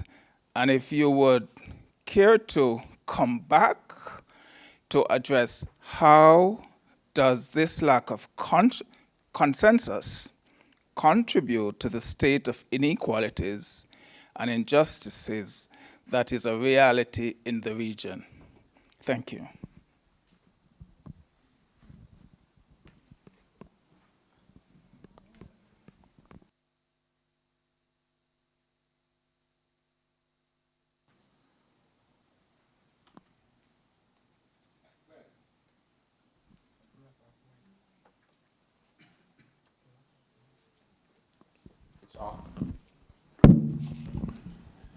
Yeah,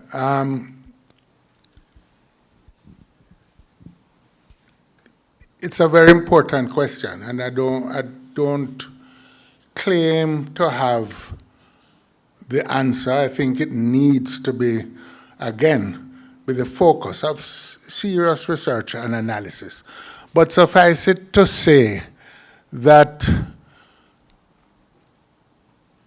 in my view, this one of the most significant contributory factors to the turgidity, the inflexibility of policymaking has to do with the divisiveness of our politics. And, you know, there are two great examples of commonality of purpose in the political sphere. One, the agreement to seek independence.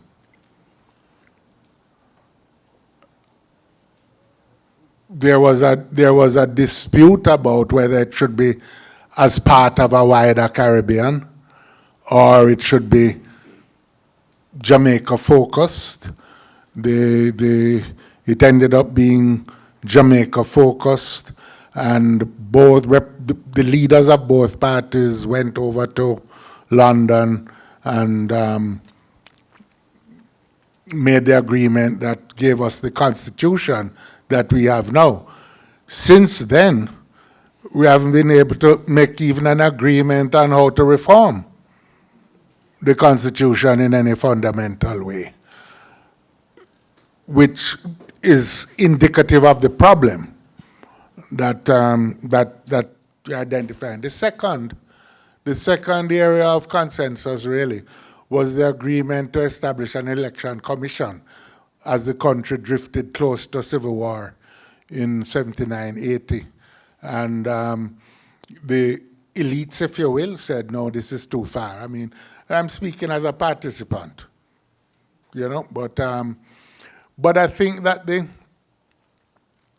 but none of the issues about how you're going to tackle the problems of crime, how you're going to deal with the fundamentals of economic life, apart from things that are forced upon you by circumstance. There's a lot of talk now.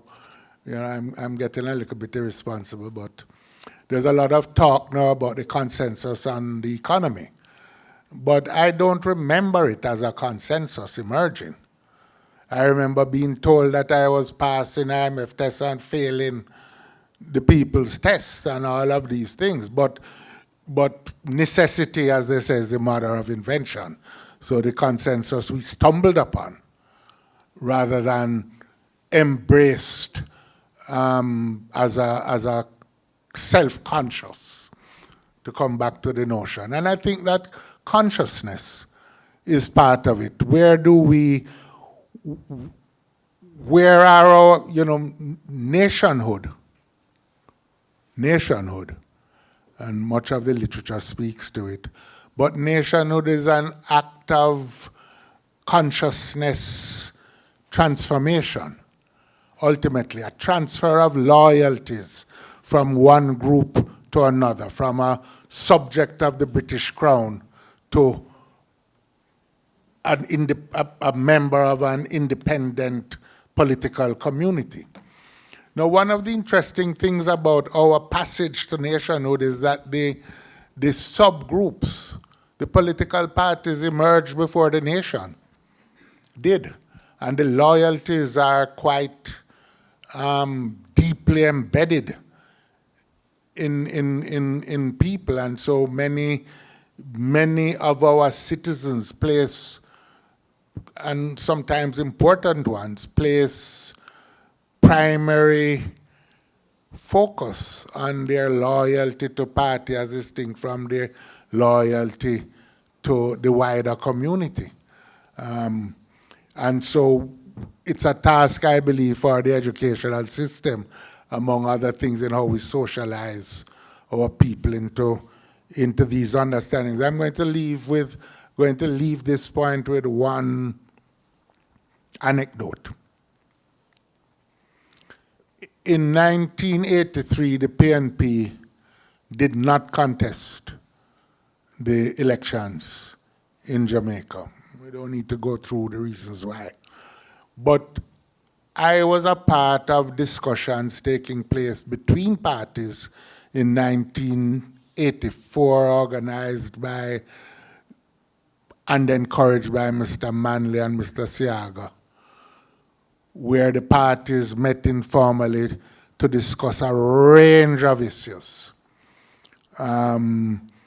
Constitutional reform matters, local government structures, a whole host of national issues.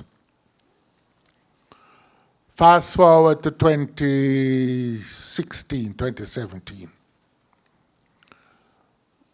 The balances in the parliament is not 60 to none as it was in 1984, but 32 to 31. But there was no analogous discussion taking place between the leadership of the two organizations about any national issue. It had to be, there was none. Let's look at it, leave it that way.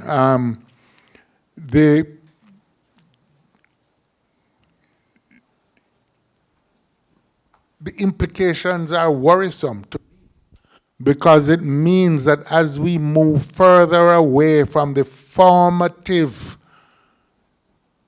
events of our nationhood and the intense nationalistic fervor of the 50s and 60s, this willingness to engage by the current generations in the parliament seems to be less, not more, even as the problems become more deeply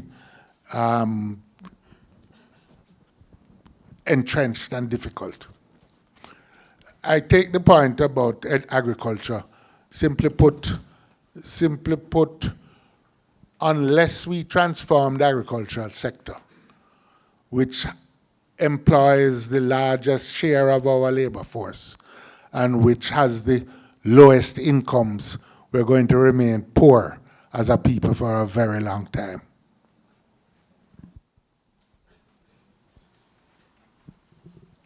Thank you, Dr. Phillips.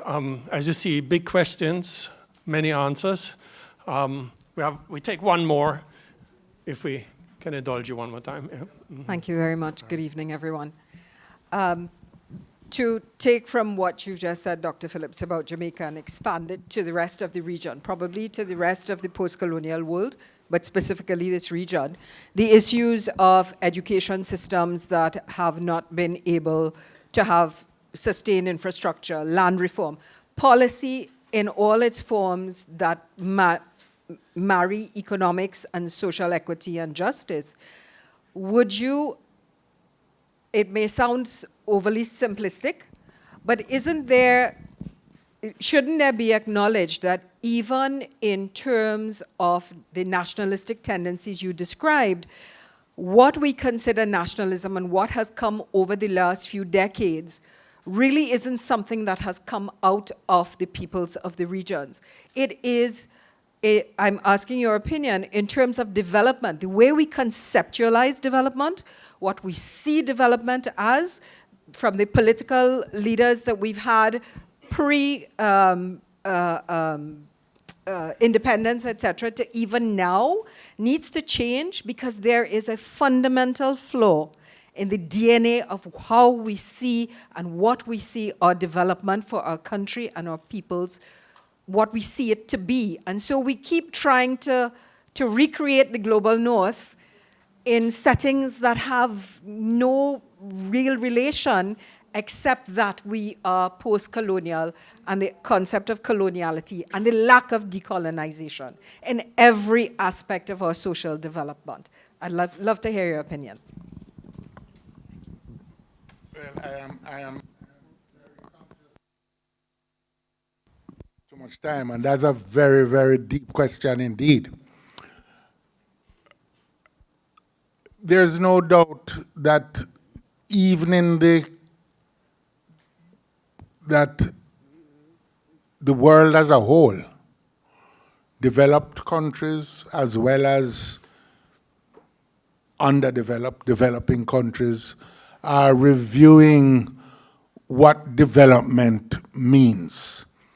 There's a specific dimension of that rethink for people who have suffered through colonialism, and in our case, a certain uniqueness arising from the enslavement of the majority of the peoples for so many hundreds of years.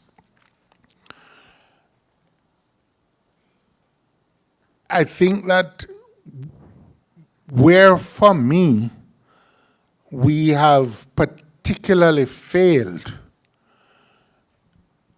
is to not confront, and it is surprising to me in hindsight, that the national movements never did confront directly the question of the effect on consciousness of colonialism and the history of enslavement.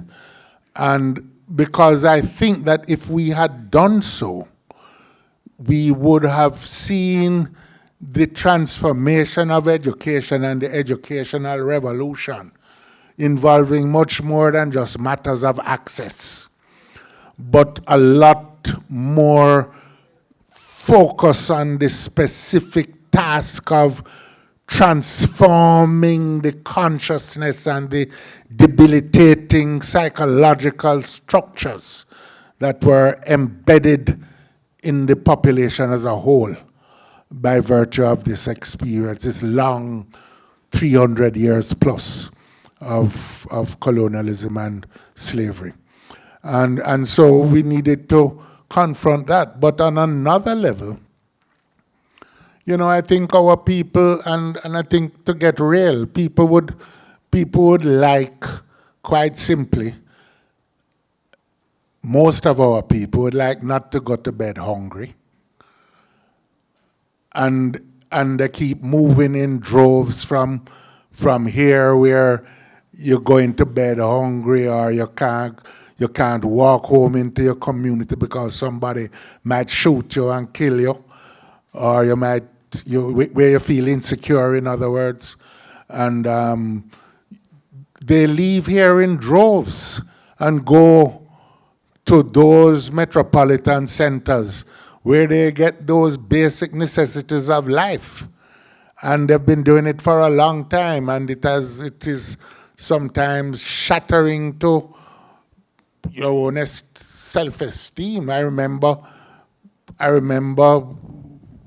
again, long years ago, meeting with a class that I was teaching here the time, at the end of after exams had finished, and saying, what's everybody's plan now for going on? And the majority of the class had one plan: to migrate. Now, that to me was deeply wounding, because there was no starker manifestation of their view that what was going on here was failing them. And I think that we can begin with the basics, but which would, in redefining development, but add this consciousness element. We need to recognize that we have been deeply wounded. And, you know, take the question, we all went, well, I don't know, we all. When I went to sociology class here at Mona, they introduced the question, Edith Clarke and her book, My Mother Who Fathered Me.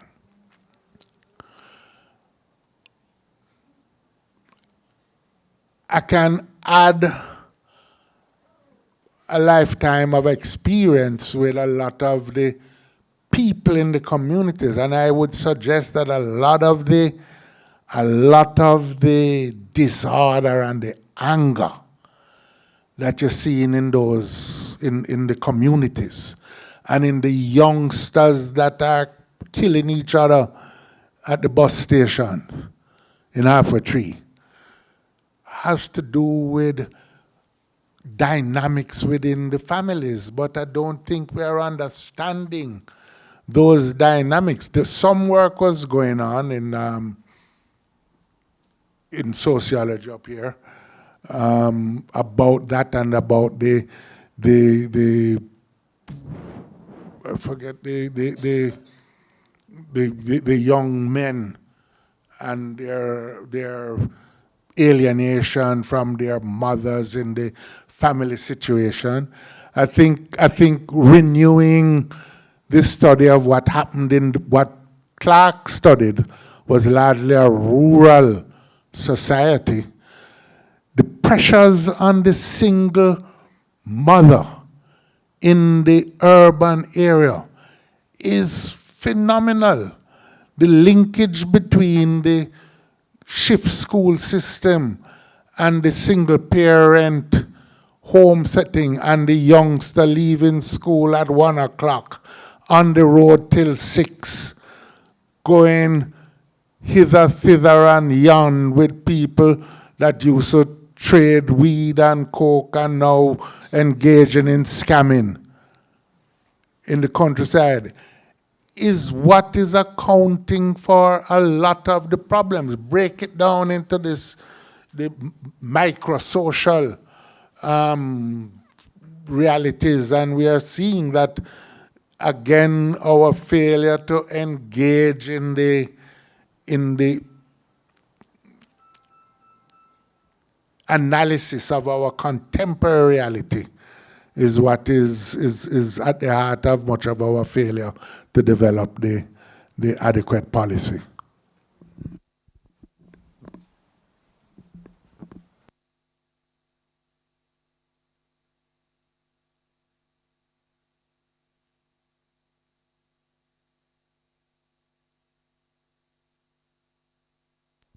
All right. Thank you again, Dr. Phillips, for the generosity of your remarks and thoughtfulness.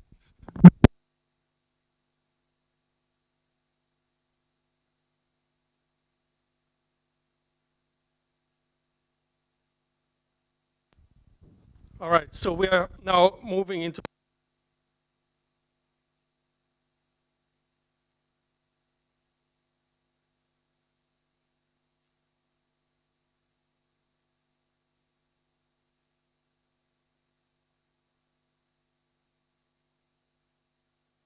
memorandum of understanding, thank you, between SALISES and the Institute for Development Studies at the University of Sussex.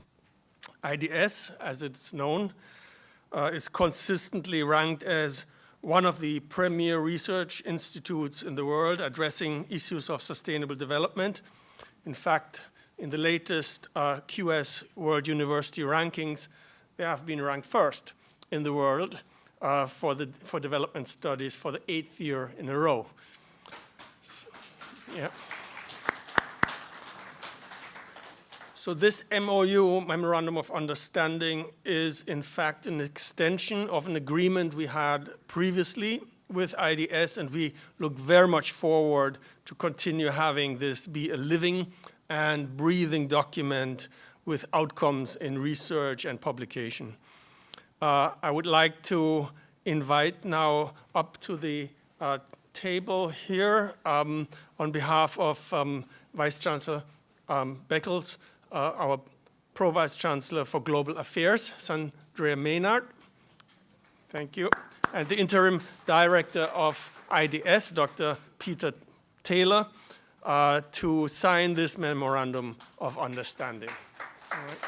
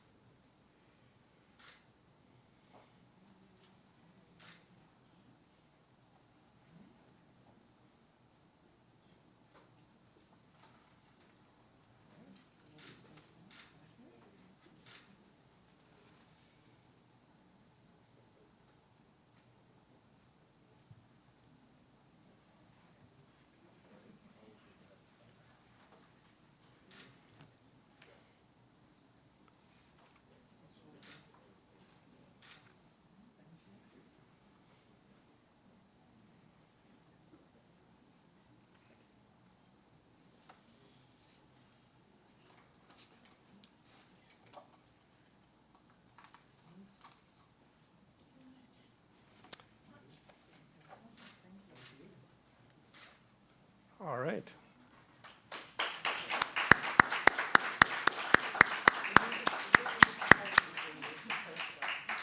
Thank you, PVC. Thank you, Dr. Taylor. You get your copy.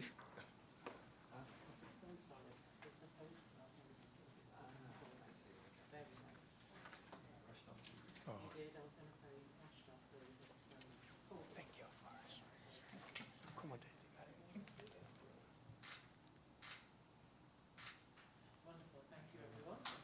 Thank you.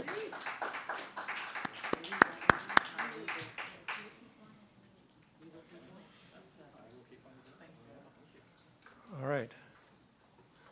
Good old Sussex by the sea. Go Seagulls.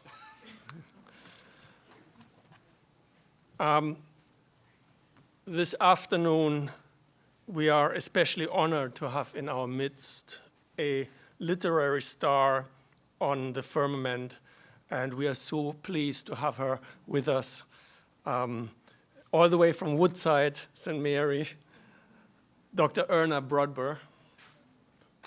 And you can give a hand of applause.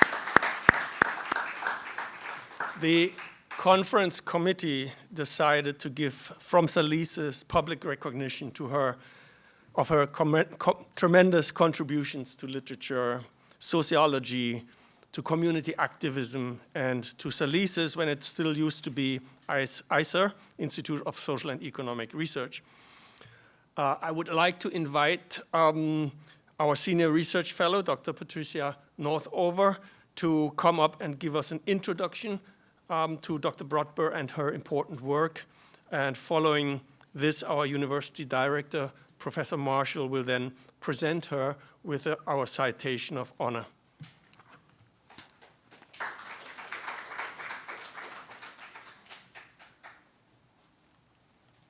Greetings, everyone, all protocols observed. I hope you're enjoying yourselves and that you're ready to fight the good fight.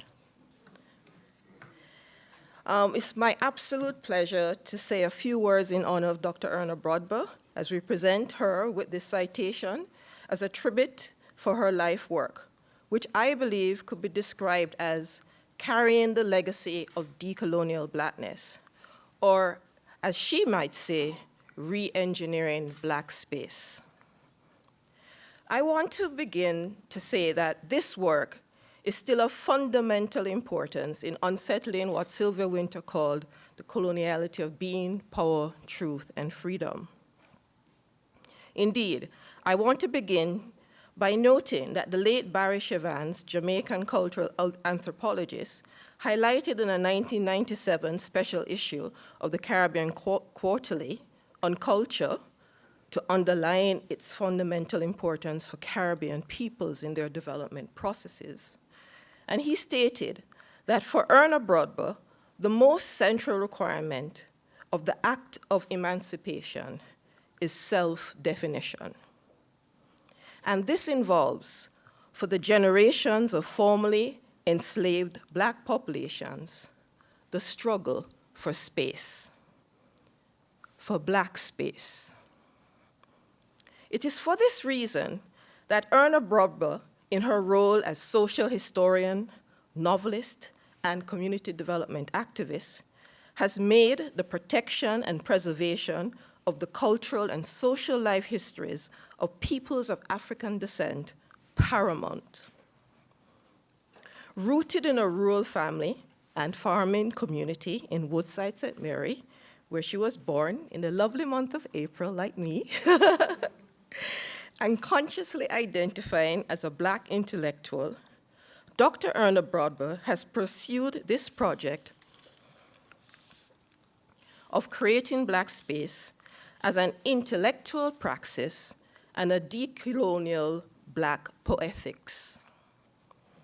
In her own contribution to the 1997 special issue, in her paper entitled Re-Engineering Black Space, she asked the question, what was the unfinished task of emancipation? What is a game plan? What is the work? And to this she answered in no uncertain terms that it is, and I quote, to align ourselves with the tradition of Afro-Caribbean populations and help carry on the job of providing an alternative for these societies. We may ask, an alternative to what? To the dominance of Eurocentric and racial traditions. This then is the task of creating Black space. And it is a task that will require, as she argued, the development of new conceptual frameworks, new frames of reference, and a new portrait of the self. Why? Simply because of the fact that Blacks on emancipation were left in a deep predicament of having no land and no power in the political system at all. Or, as she stated, they owned no space. Given the persistence, as we heard in Dr. Phillips' address, of this process of negating Black space, for example, through land dispossessions or the absence of land possession in Jamaica and the large amount of squatter settlements. Given this persistence, Broadbell argues that this ongoing emancipatory project, this ongoing decolonial project, must mean two things, two critical things. And I quote, "It is to work towards a new definition of self and its possibilities, a new definition of the possibilities of our collective selves." This, she described, is the act of re-engineering Black space. The Black in Black space refers to more than color. It is part of a structure of feeling and imagination, given particular socio-historical experiences and backgrounds.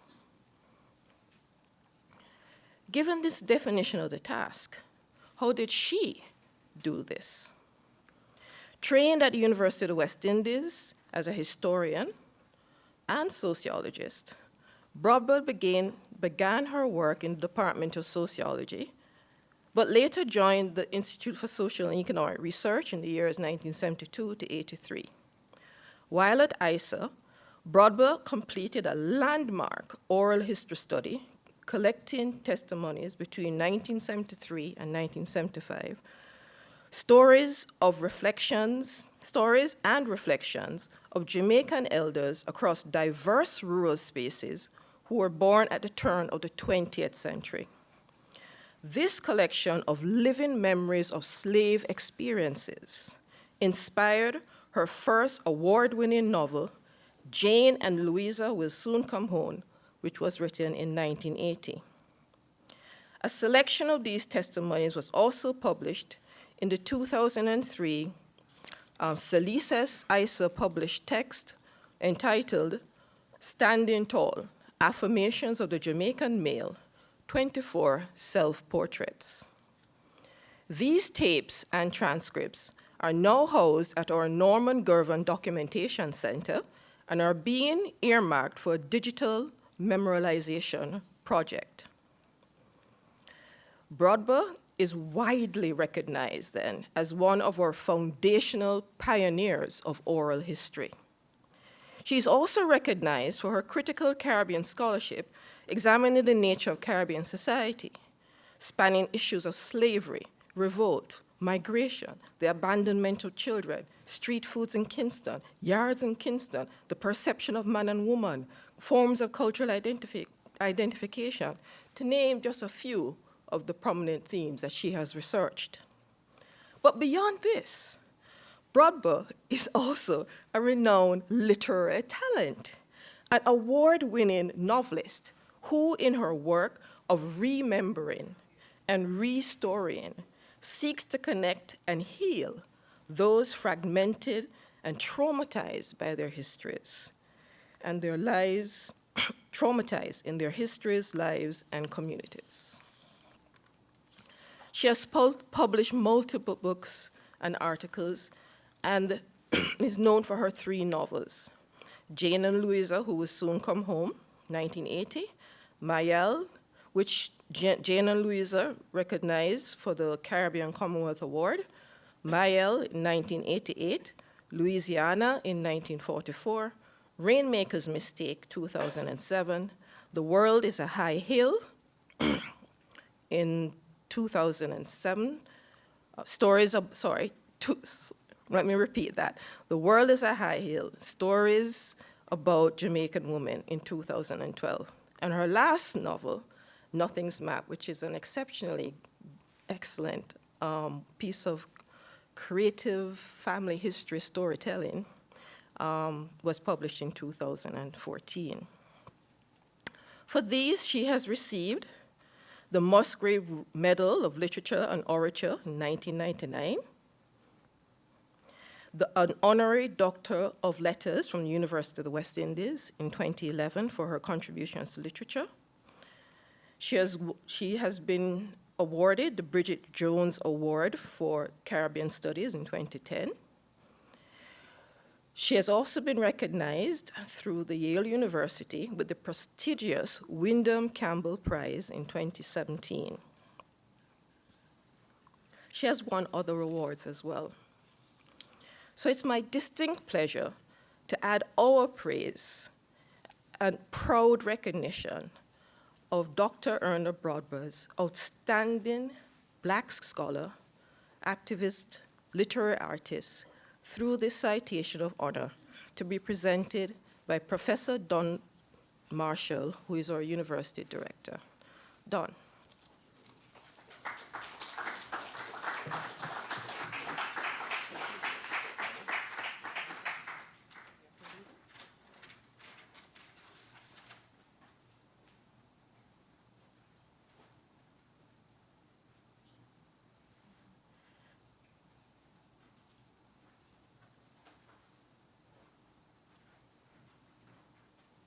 I think I may have to bring the microphone.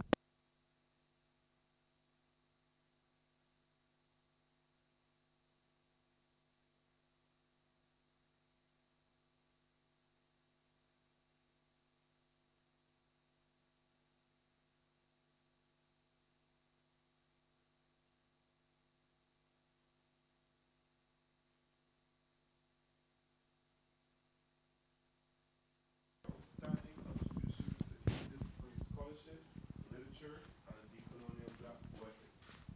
Your distinguished work has served as a vehicle for exemplary and original engagements with Jamaica's social history, Black culture, and Black life stories, social problems, and repair for peoples of African descent. In recognition, as well, for your years of dedicated service to the Sir Arthur Lewis Institute of Social and Economic Studies, formerly the Institute of Social and Economic Research, ISER, and in deep appreciation of your ongoing role as a community activist advancing Black space in the Woodside community, St. Mary, and as social historian for African diasporic peoples. Sir Arthur Lewis Institute of Social and Economic Studies, May 1st, 2024.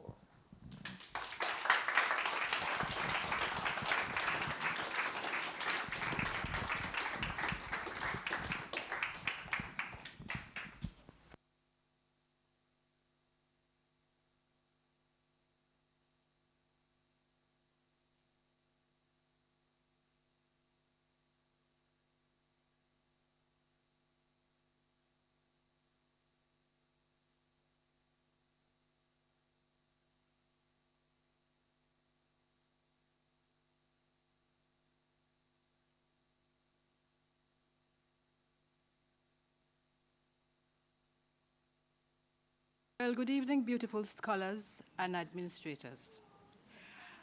This building is cold. And it makes me tremble because it's cold. So if you see me trembling, though, it's not just because the building is cold. I'm trembling because of what is happening here. I hope I can remember it properly because I did go to Sunday school. But I believe that the Jesus Christ was christened And at his christening, there was a man who said something which I want to say. I want to say, Lord, now lettest thou thy servant depart in peace. For thine eyes have seen thy salvation. I have seen the salvation. I don't know who doesn't know, but ISTR, where I worked for a number of years, and I did not part beautifully. It was not a beautiful parting. Thank God now for something called SALISES, which has done what ISTR could not do. They have bigged me up.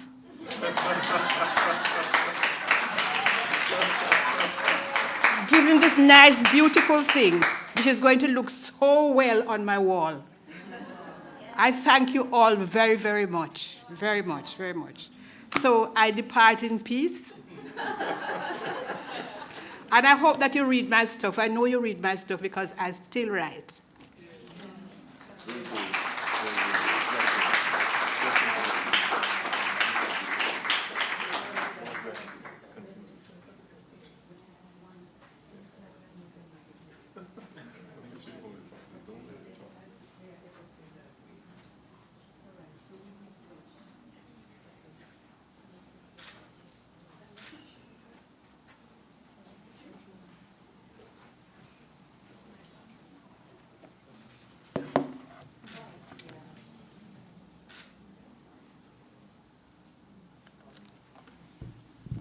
All right, that was very nice. Thank you. You know, during Pat's remarks, Rex Nettleford's term, "smadification," went through my head. And the conference was in honor of Rex Nettleford. Okay. All right, we're almost there. To close off this opening ceremony, I'm now asking Dr. Sandra Sukram, Director of the SALISES unit at St. Augustine campus, to offer us some closing reflections. Sandra. Thank you. Yeah, thanks. Okay, thank you. Greetings, everybody. All protocols observed, of course. As the 25th Annual SALISES Conference's inaugural ceremony concludes, we stand united under a banner of translating thought into action towards decolonial equity and justice in the Caribbean. So I consider this gathering as more than a conference. It is a vessel for transformative ideas where the theoretical frameworks of decolonization will be meticulously examined and translated into concrete strategies. Our deliberations will be greatly enhanced by Dr. the Honourable Peter Phillips, who addressed the continuing challenge of the search for growth and social equity, the persistent conundrum. His profound insights have underscored the need for a united effort to carve out a future for the Caribbean, one that is both equitable and just. Dr. Phillips stands as one of the guiding lights, leading us through a complex process of building a society that reflects and celebrates the rich mosaic of Caribbean history and culture. As we move forward, let us carry this torch of knowledge, illuminating the path towards a brighter, decolonized future. So over the next few days, we will navigate the intricate landscape of our past, dissecting the layers of colonial influence and its impact on our collective consciousness. Our exploration will navigate the multifaceted dimensions of nationalism within the Americas, examining its effects on complex and multidimensional issues. Engaging with a team of scholars, policymakers, and stakeholders, we aim to foster an environment of innovation and collaboration, which has become one of the distinguishing features of this reputable conference. So we stand at the precipice of change, ready to transform our intellectual deliberations into practical steps that represents the principles of decolonial equity and justice. It is our hope that when we leave this conference, we will carry with us not just a rekindled enthusiasm for our mission, but also a blueprint for action, which includes things like strategic partnerships and realistic plans that will ensure that our shared vision for Caribbean is a reality. So your commitment, enthusiasm, and active engagement in this dialogue is the foundation upon which we'll build a future that is not just imagined, but constructed with purpose and determination. Together, we are the architects of a future that is not only conceivable, but achievable through our collective efforts and resolves. So we are not just imagining a better future, we are laying the groundwork for its realization. So thank you for being an integral part of this journey towards a brighter, more equitable tomorrow. Thank you.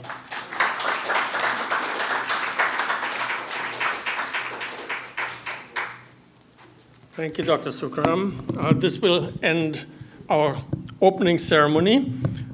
You were a wonderful and patient audience. Thank you for joining us this afternoon. In a little while, we'll have some light refreshments in the room behind this council room on the same floor here. I wish you a wonderful and interesting and rewarding conference. Remember, don't let them fool you or even try to school you.